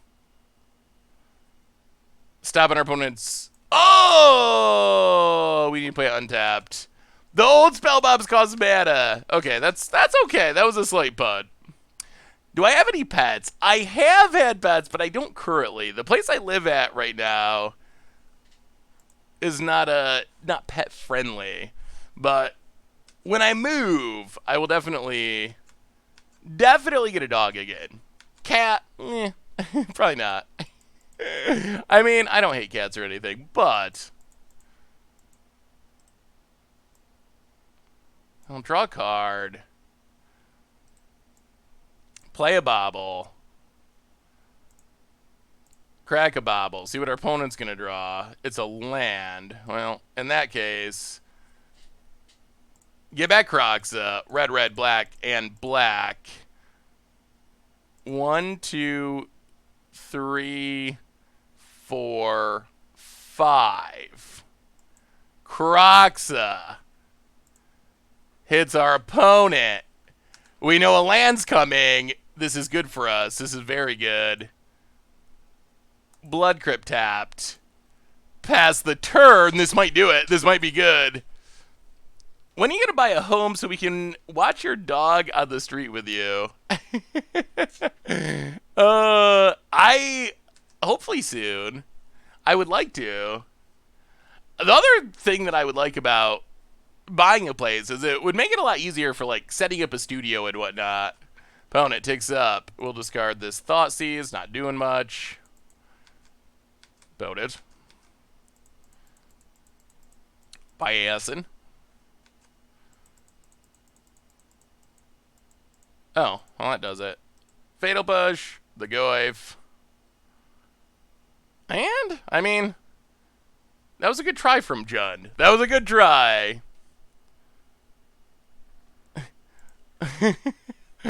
A house donation stream? Oh, that would be excessive, I think. Does your dog have a beard? Oh, no. Do any dogs have a beard? That was a wild game. We got there, though, in the end. Is that a thing? Is that a thing that dogs can actually have? I can't think of a dog with a beard off the top of my head. All right, let's do that again. Run it back. Schnauzers, okay. If you surgical Goif, I don't think it can kill you. I mean, they gotta have more threats than just Goif. I think it was probably just a weird draw. Griffins? Those aren't dogs. Wild hair, wire hair dog, wild hair. There should be a wild hair dash out. I would get a wild hair dash out. Why is every Magic stream I've been to tonight talking about dogs? I don't even know how this started. Someone in chat just mentioned it. Maybe there's someone that's going from stream to stream, like an undercover. Hey, see you, James. Have a good night. Thanks for hanging out. Yeah, Cling to Dusk is good for sure. Maybe there's like an undercover dog fan that's going from stream to stream, starting the dog conversation. I mean, I think we can just kill the Goyves. Otherwise, I don't think our opponent's using their graveyard very much. Well, I guess they have Lurises. The problem is this is one shot, which is awkward.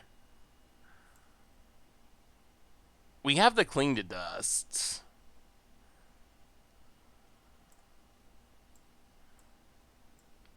Alright. We'll try it. I mean, mostly we want to stick Waste Not. That's a card. That's a card that makes this all work. That's what I've noticed with this deck. The games where we have Waste Not are insane. The games where we don't have Waste Not, a little bit less insane.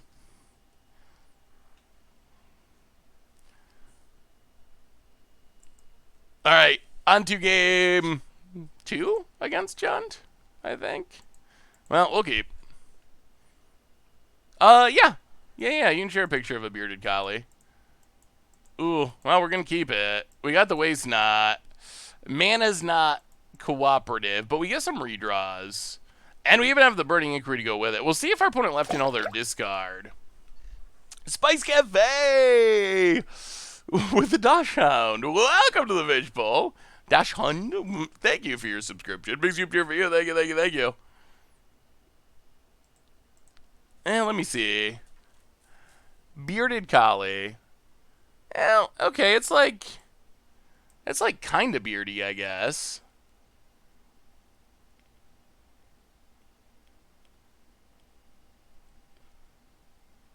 I don't know. I don't know what kind of dog I would actually get. Oh man. I wanted, when I saw it, the big, like, oh, I can't think of the name of it now. Oh, Tibetan Mastiff. When I first saw Tibetan Mastiff, I was like, oh, I'm getting a Tibetan Mastiff. That's the sweetest dog I've ever seen. It's just, like, huge. It's like a bear. It's so sweet. But, then I realized it's actually, like, ridiculously expensive. And also fairly high energy for being really big. So I think I need a big, lazy, preferably non-drooly dog. And that's very narrow. There's not very many dogs that are big, don't drool much, and are lazy. That's a pretty narrow slice of the dog world. I don't really like Great Danes. I don't know. I just don't like how they look. I can't, like, I don't have any reason to not like them or anything. It's just, I don't know. I just have never really been a Great Dane fan. So I don't think I'd get a Great Dane for that reason. No offense to Great Danes. I kind of like fluffy dogs. Yeah, one of my brothers got a Rottweiler recently, and it's super nice. It's like a puppy still, but I do like that. But then my brother has one, so I don't know if I just want to get the same exact thing. Saint Bernard could be interesting. When I was growing up, there was someone a few houses away from us that had a Saint Bernard, and you could hear it bark like through the entire town. But they're pretty drooly and sticky. Yeah, that's kind of the issue. I don't really want to deal with cleaning up drool every day, all day. Can we draw a black source? We can. Alright, well, I mean, we're going to run it out. Opponent could definitely have answers, but Waste Not. You are go opponent. Please don't kill it. We'd like to do sweet things.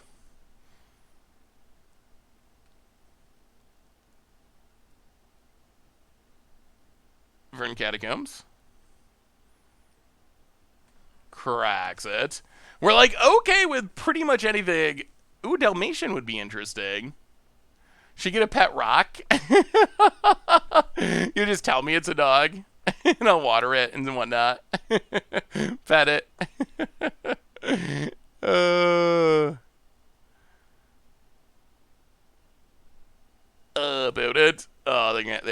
there, don't they?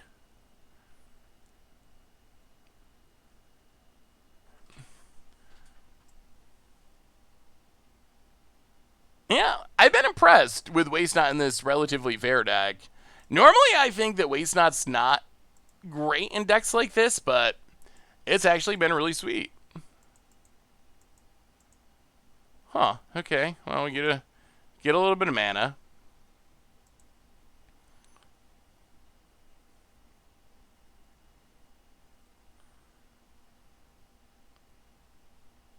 Yeah, let's just... Since our opponent gave us the mana, might as well. Sure. Another Waste Not. That's very interesting.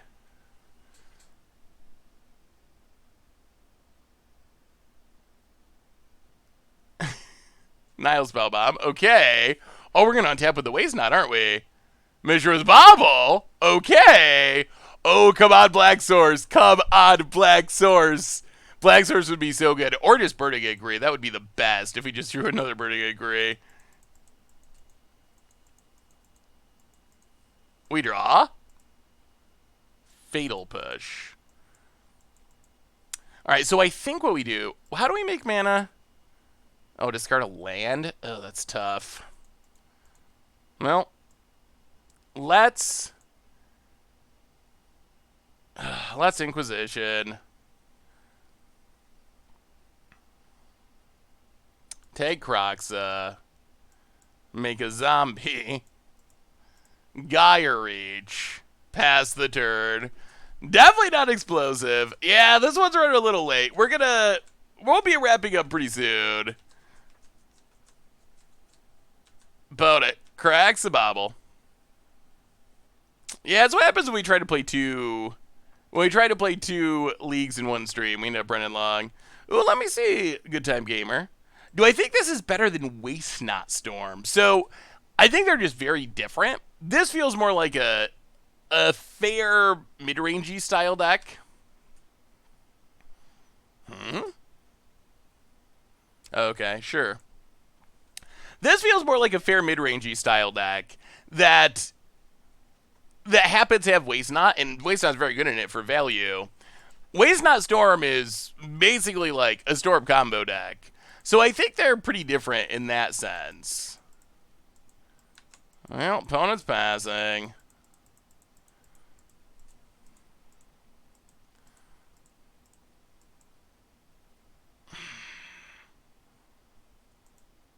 Well, play Waste Not. I really wish we were drawing another mana source, but whatever. Exploring Veto.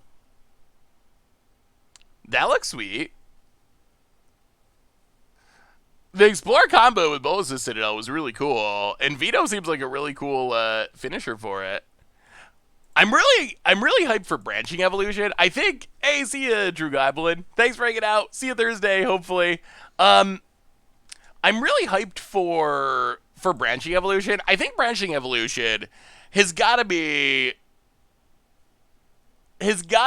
one of the best cards in that set. I think that Branching Evolution is just really sweet.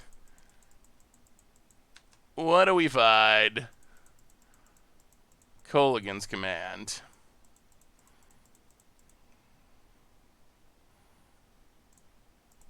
Well, 1, 2.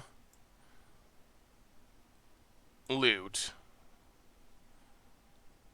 Discard. Fatal Push.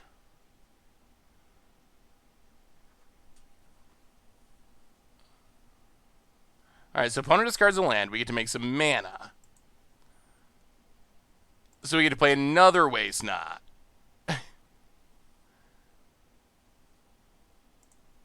Thought sees our opponent.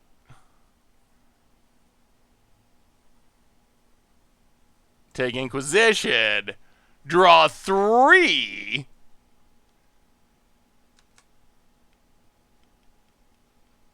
Okay, there's mana. That's good. What's in our opponent's hand? All lands. I'll play Nile Spellbomb. I mean, Waste Not Tron should be enough to win this game. Yeah, waste out. It really was. That was a Ancestral Recall that also made our opponent discard. And we have the Gaia Reach, so even if our opponent has no cards, we're good. I feel like we are exactly where we want to be now. Exactly. Yeah, grab a swamp. And yeah, we got this. We got this locked up. Hey, yeah, Benmark is super sweet idea. Have a good night, Phil. Thanks for hanging out. I know we're running a little bit long tonight, but see you Thursday, hopefully. Do you think it would be a mistake on Wizards' part to announce two postmodern formats so close to each other? It seems like they don't have time for both Pioneer and Historic. So I think that the pandemic is really messing with stuff to some extent. I feel like the idea was that Historic wasn't really going to be a thing. I really truly believe that Historic was. I really truly believe that Wizards didn't really have much of a plan for rotation. And then they were like, yeah, we'll make Historic. We said that they could play their cards. We'll make Historic. We'll charge them 10 times as much. We don't want anyone to play this format. So I feel like Historic was not a format. And Pioneer was supposed to be a big format for Paper Magic. But then the pandemic hit. Paper Magic stopped happening. People started playing Historic, and Wizards really cares about Arena. They already really cared about Arena, but they doubly, triply, even more so care about Arena now because of the pandemic. Huh. I'll discard the Spell Bomb. This is actually a little sketchy. Opponent. Passing. We untap. Play Bobble.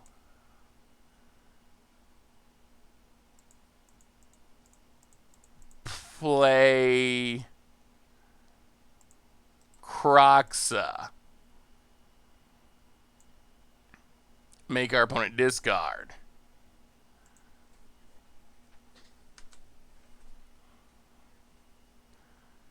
We make a ton of mana.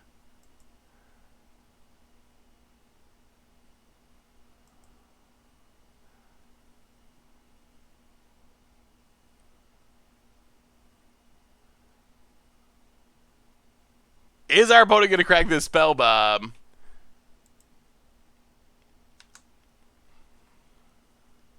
No.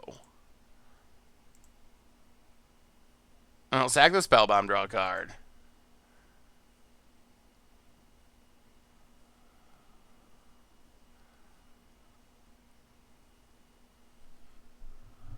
Alright, so opponent cracks the Spell Bomb. Cannot draw a card. This is interesting. Yeah.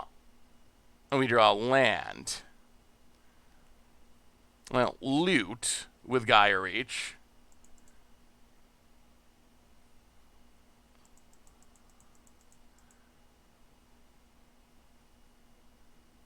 Discard Raven's Crime. Okay, opponent discards Inquisition. We get to draw 3. Well, here's all the lands that we were, literally all the lands that we were drawing. I have the evil one. There's Fatal Push. Welcome to the Fishbowl. Thank you so much for your subscription. Big super cheer for you. Thank you, thank you, thank you. Fatal Push. Dreadhorde Arcanist. Blackleaf Cliffs. And now we're back to being where we want to be. Now we're back to a good spot. I mean, if you draw enough cards, you're going to get there anyway. What was the punt? Should have exiled the opponent's yard. Yeah, the Chromatic Orrery deck didn't work out as good as we would have liked. Well, let's see what they're drawing. Well, just a land. That's acceptable. They do get at least 1, maybe 2 redraws with Nurturing Peatland, but all right, opponent. Yeah, the Gaia Reach Sanitarium is great here. Alright, gets back the Pete Lad. Draw a card, setting themselves up for our discard shenanigans. Luris, okay. Pete Land, and opponent, passing.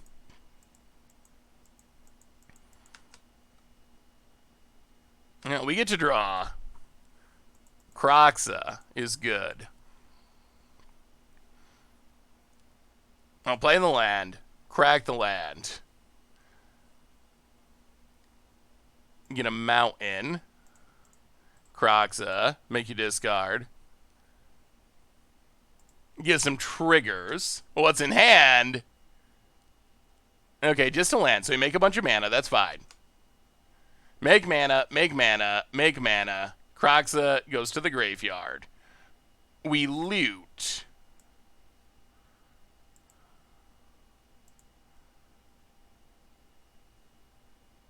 Draw discard. Discard a land. Opponent discards a land. So we make a ton more mana.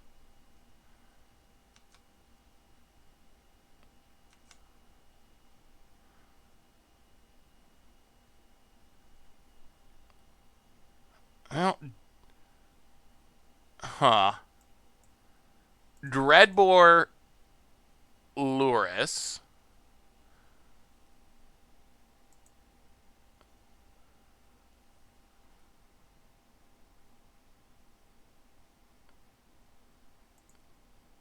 Get Luris.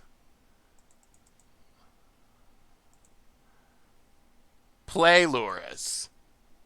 Wow, we made so much mana. We're like going off.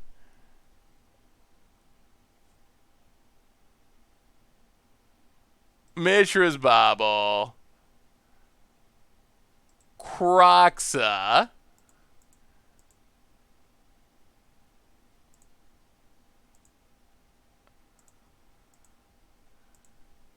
And that probably does it. That probably does it. Opponent goes to 3. Duke goes to 2. We go to combat. That was a great turn. Yeah, Waste Not has been pretty sweet. Attack our opponent down to 1. Can't crack fetch lands. Can't tap Pete lands for mana. And this one, it's just over. Triple Waste Not is so good. It's so good. Could you have Dreadboard Renaissance and then pushed Luris?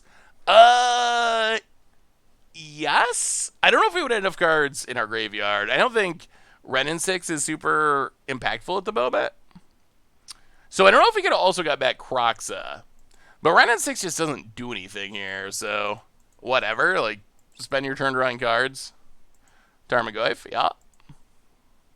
Sure. And I hope I'm not spamming, but I'm wondering if you ever consider doing intros to YouTube videos that are from an extra match not in the video to get around the spoiler issues. And about it with the GGs, and oh, I know we're going super long, but I think we gotta finish it out. So I have considered that, Noodlebab. The problem is that there's not always or even necessarily often like other videos to pull from that have the same deck. So usually, like, when I test, I usually try to just record whenever I'm playing Magic. But usually the testing process involves different cards. Sometimes it would line up where what you saw on screen would show the same cards as the deck and it would be fine.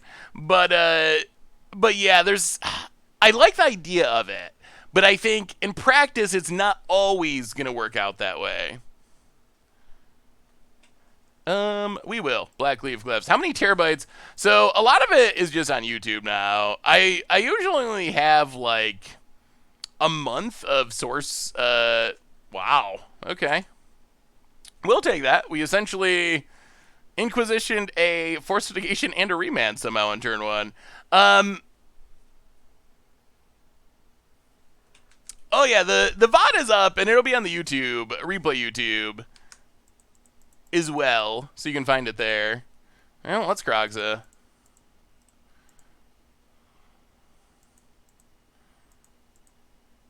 Opponent's got discard.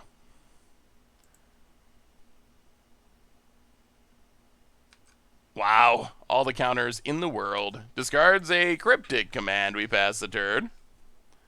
Yeah, we lost. We've beat Bird and lost to Bird.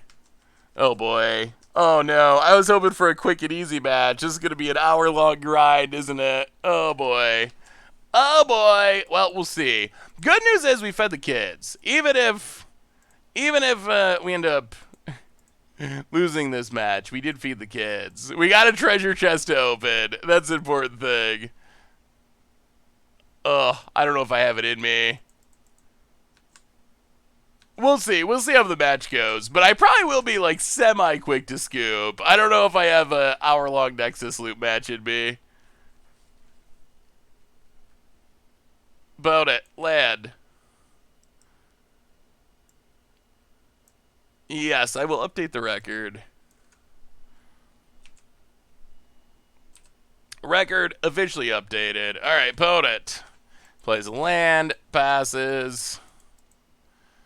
Well, we will play Red Horde Organist.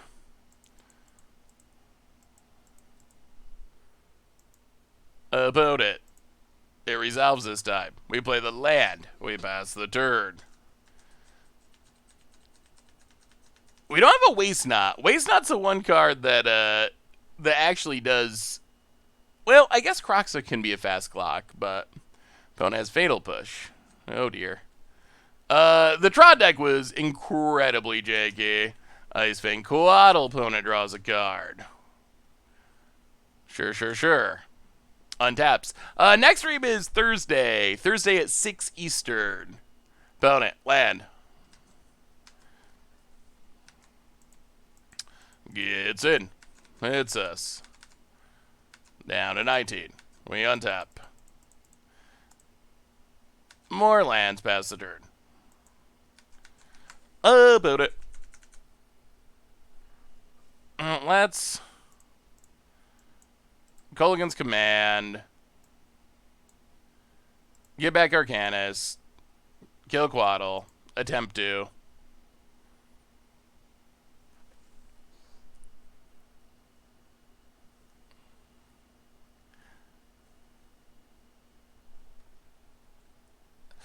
I mean, I think Coatl's just a good card. I know I've heard other people say, like, oh, I don't know if it'll be good, but I think a Coatl's still, like, really just a really good card even without Astrolabe. That's my thought, at least. 50,000 gold, that's going to go a long way towards Jumpstart. Yeah, that should be super fun. And so many sweet historic decks to build, hopefully, with the new cards. Ooh, Raven's Crime is interesting. Well, Raven's Crime, you.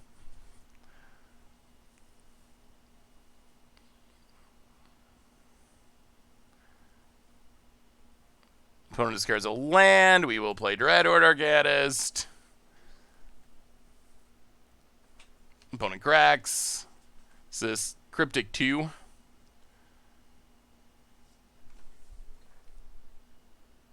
Oh, goodness. Mystic Sanctuary gets back Cryptic. I very strongly dislike Mystic Sanctuary. I think this card is on par with the other mistakes Wizards made in Throne of Eldraine. All right, so opponent's got Cryptics forever. Yeah, we'll probably be conceding pretty soon. I don't want to play the Cryptic lock game for an hour. Yeah, that's just a mistake. All right, there's a Jace. Yeah, I'm probably gonna be aggressive with my scooping here. Brainstorms. Well, sure. Lightning Bolt, whatever. Kill the Jays, sort of.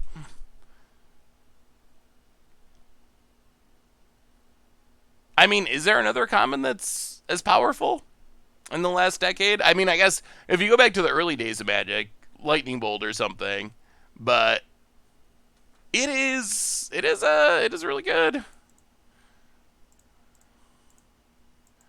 Well, 1, 2, 3, 4. Oh,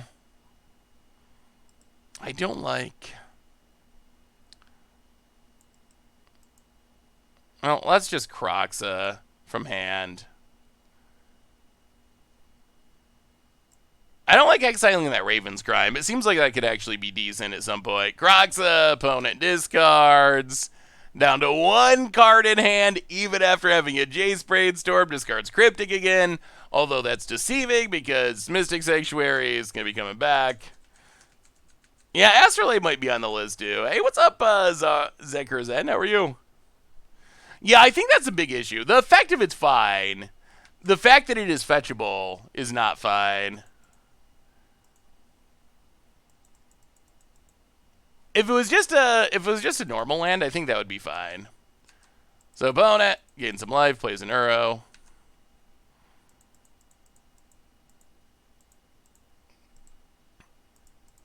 Well, 1, 2, 3, and 4. Speaking of broken cards, how about Uro? what a card Uro is.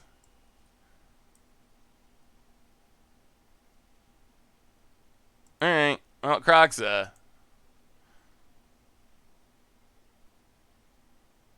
Opponent has another remand. Castle Lockwade. Croxa. Opponent has to discard. Pass the turn. I don't know about Coatl. Oh, I mean, Astrolabe had to go. Like, Astrolabe is... Alright, there's Wilderness Wreck. And opponent plays a land. But they get back Uro, and they have infinite... Yeah, we're going to concede, I think. 1, 2, 3, sure, whatever. Draw a card.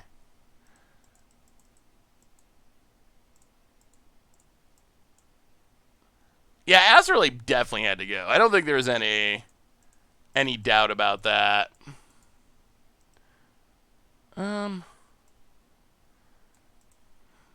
Yeah, sure, pass the turn.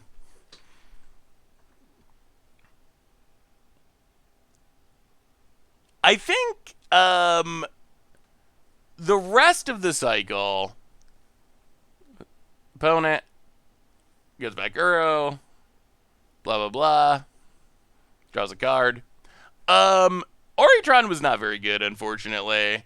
We did pull off the combo a couple times, but it was super janky. And you don't really get to see the end of the combo, which is part of what took away from the fun of it, because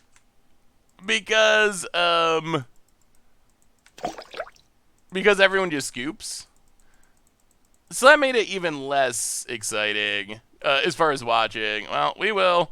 Inquisition, Fluffernutter, welcome to the Fishbowl. Thank you so much for your subscription. Opponent has Force and Negation. Sure. We will 1, 2. 1, 2, 3. Colligan's Command. Get back Croxa, you discard.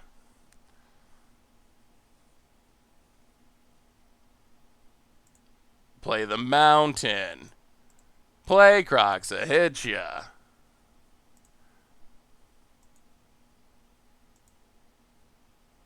Kill Uro, sort of, but not really, because it comes back, because our opponent has a card full of graveyards and a Wilderness Reclamation. Pass the turn. Favorite deck to play in Modern at the moment? The Goblins deck is super sweet. Opponent, Blast Zone. Gets back Uro, draws a card. We need Waste Not. Waste Not would be a card that could actually do things. Potentially. Alright, so there's our opponent. Draws a card, gains some life. We're on the wrong Elder Giant, I think. Yeah, this is still game 1, but I honestly don't know. I don't know how this, how long we will, I will stick it out. We're going super long, and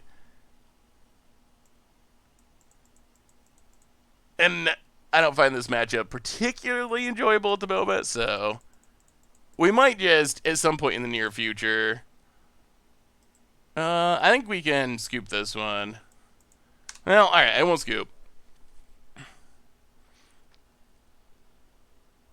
Have you seen the alien? I don't think I've ever actually seen the alien. Podet plays a land. Goes to combat, gets it with her, draws a card, gets a life. Yeah, Blast Zone does shut down our waste knots. And Uro actually kills us super quickly. Podet gets it, it's us. Adepts. Oh, they got Nexus? Oh, boy. Floats all their mana for some reason.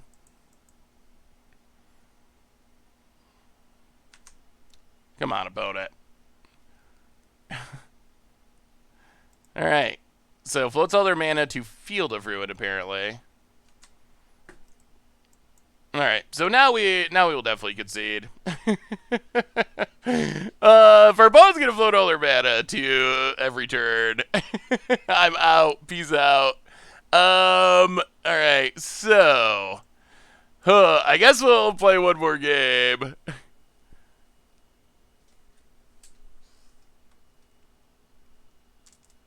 They go infinite with Nexus as well, I believe. So you have Uro, but the real power is infinite Nexus turns. So I guess we'll bring in a couple surgical extractions. We can bring in a couple Nile spell bobs. We can go down. Probably the lightning bolts don't really do anything. And hope we have a waste knot in our hand, because that's a card that does cool things. When Escape was first spoiled, I had real reservations because of its similarity to Delve. Yes, some Delve cards weren't good, but the ones that were good were good. Yeah, that is very true. Stuff coming back from the graveyard repeatedly definitely has been traditionally pretty... You know what, we're going to keep this. We need a land, but we have our best card. So if we draw our land, we can actually maybe do cool things. So we're going to try it. Worst case, we don't draw land. This deck was sweet, though. Yeah, the Richard's Birds deck was definitely super sweet. Well, Blackleaf Cliffs, go.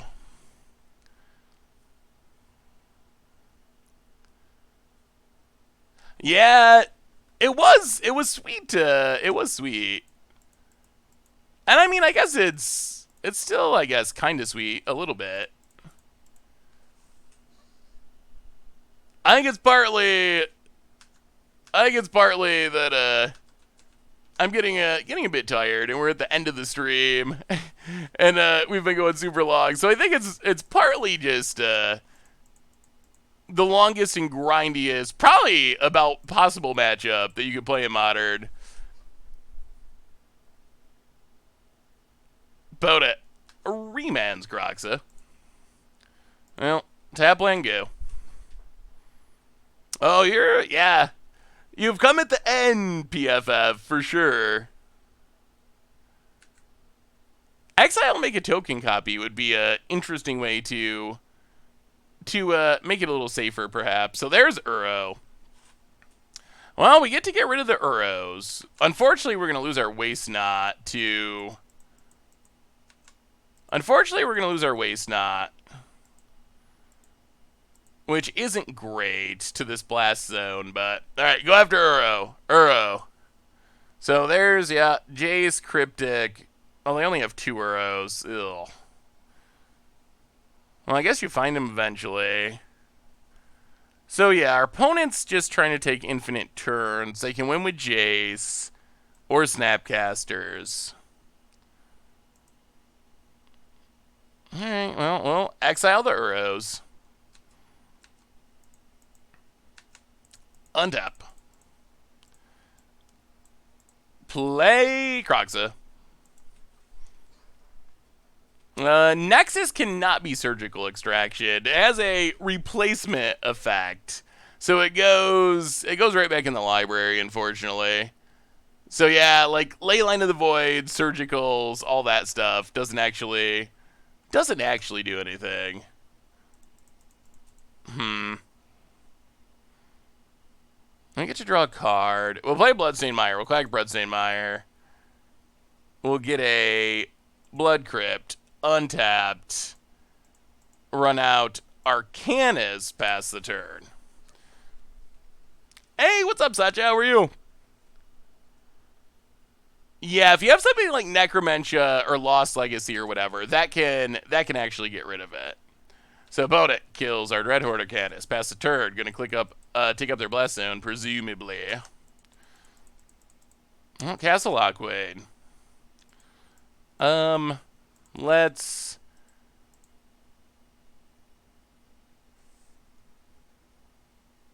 Cling to Dust, draw a card. More lands. Alright, pass the turn. Yeah, it's kind of like Blightsteel. Yeah, the bannings for Historic were super good. Ice Fang Coatl for our opponent. Draws a card. Opponent. Well, the spells we might want to actually Surgical Extraction. That's what I was thinking at least. Maybe that's not the smartest plan, but we get all of them if we Surgical Extraction it, compared to just the Graveyard copy, and then that turns off Surgical Extraction. Opponent gets it, hits us down to 14. Well, we're gonna be a little risky. Opponent opts, looking for lands. Opponent's really leaving up mana instead of playing Jace. There's a tap land. Well, we're going to draw some cards. If we die, we die. Down to 10. It's a land. Not super helpful. Oh, Bloodstained Mire. Crag Bloodstained Mire. Get a mountain. Croxa.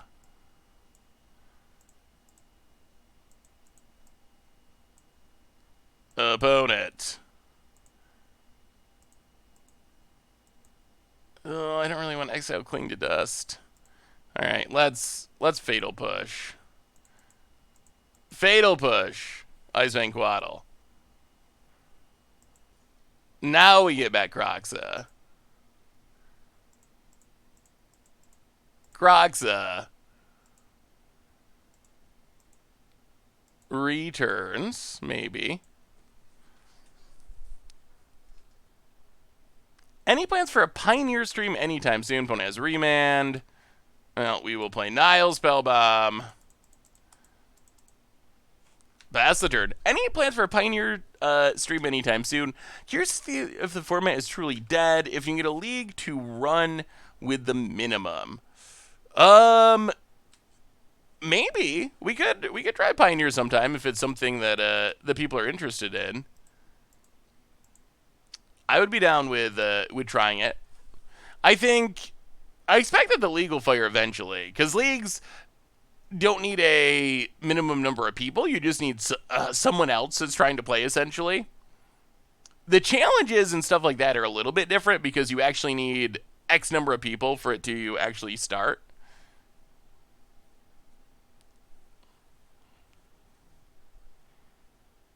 Oh, boot it. What you got? What you got?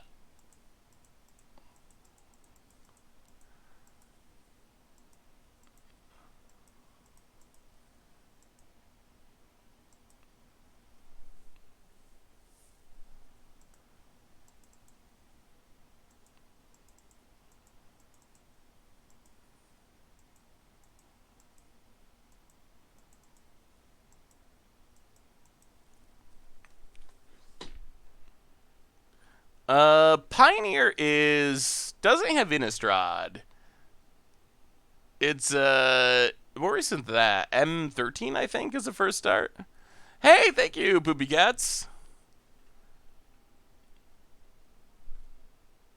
Appreciate it. Alright, so opponent, greatly considering this Cryptic, bounces Waste Not. Okay.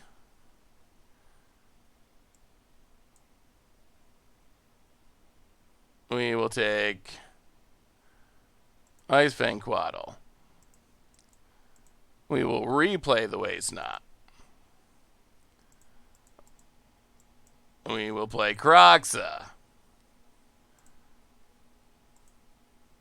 Opponent has to discard. It's a Snapcaster. We get a zombie. We pass the turn.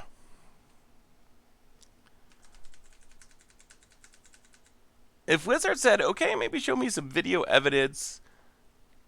If Wizard says, okay, maybe show some video evidence to Wizard saying, nah, it's dead or broken. I'm interested to see if the format is truly dead, if you manage to get the minimum number of players to start a league, or if it's truly salved with 2 main combo decks. Well, I think this opponent kills our stuff. So I think it depends on what. I think we have a pretty good grasp of what Pioneer is. I think it depends on how you define that stuff.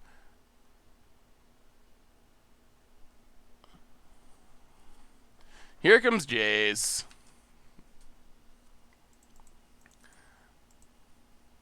Takes up Jace. Puts a card to the top, which I assume is bad news. So we know we have a pretty good grasp of what the Pioneer meta looks like. You probably play combo like roughly 50% of the time of the top 3 combo decks. Ugh. No, play Waste Not. Play Blackleaf Cliffs. Draw a card. Pass the turn. Ugh. But our opponent's got Jaces, and they're going to draw so many cards. Untaps. So we have a pretty good idea of what it looks like. So does that mean that the format's dead or solved? I don't think it's... It all depends on your definitions. Is it dead? No, people still play Pioneer. I don't think it's dead. Is the format in a healthy, fun place? I think most people would say no. I'm sure some people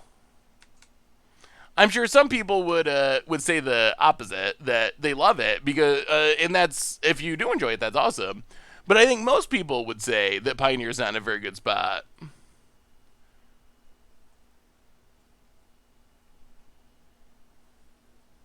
Yeah, opponents more or less got it locked in now, so probably we'll see what we draw. If we draw something that goes with the Waste Nots, or if we even get an extra turn, or if we even get a turn. But without our card draw engine, not looking great. Well, Inquisition.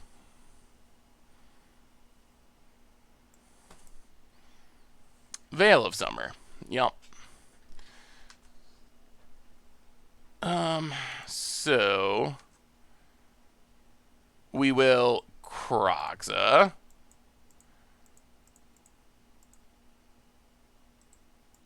Get back Kroxa, perhaps. Is that worth it? Ugh, I don't even know if it is.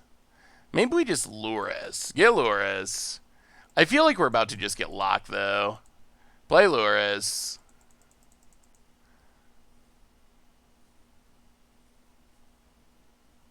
Opponent remands Luris.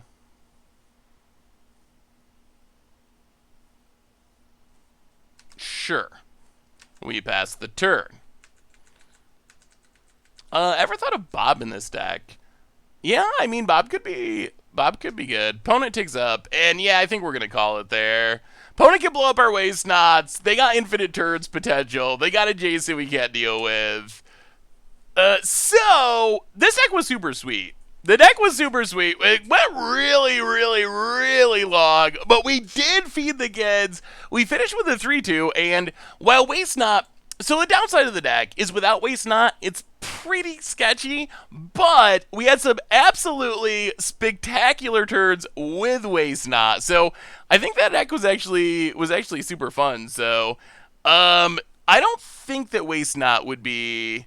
Yeah, I didn't play the game efficiently. I'm sure that that's true. I think I'm getting a little bit tired here, so I'm sure I could have played that better. And if we were playing at the beginning of the stream, perhaps I would have maybe. But we got a treasure chest, so let's crack it open. One of one. Who knows? I don't think you want Jason Historic. I think that would be super bad. So let's crack open our one chest, and it is. Ugh. Well, the dog plates is sweet. We'll count that as a win. And Drog Skull Captain, not very good. And some play points. So, well, at least we got a cool land. We will take that. On that note, everyone, after a super long night, I think that brings us to the end of our stream for tonight. But yeah, I think we're done. Good news is we'll be back on Thursday with some more. Yeah, you can get up to 5 chests, which is sweet. 5 lands in the chest. So super quick reminders: Replay YouTube. That's where you'd find the old stream. Normal YouTube. Tons of stuff coming up on there. And one more reminder. I think I'm losing my voice. That's how long we've been going. I can't even talk anymore. One more reminder that our sponsor tonight is Card Kingdom. So if you need some magic cards, you can get them from cardkingdom.com. Even get a free Scoop Soldier sticker. So thank you to Card Kingdom for supporting the show. Most importantly, thank you to all of you for hanging out, for having fun. Oh man, we played some sweet decks, we played some janky decks, but hopefully it was enjoyable. I love y'all. Have a wonderful Wednesday. Hopefully see you on Thursday. And yeah, I will talk to you soon.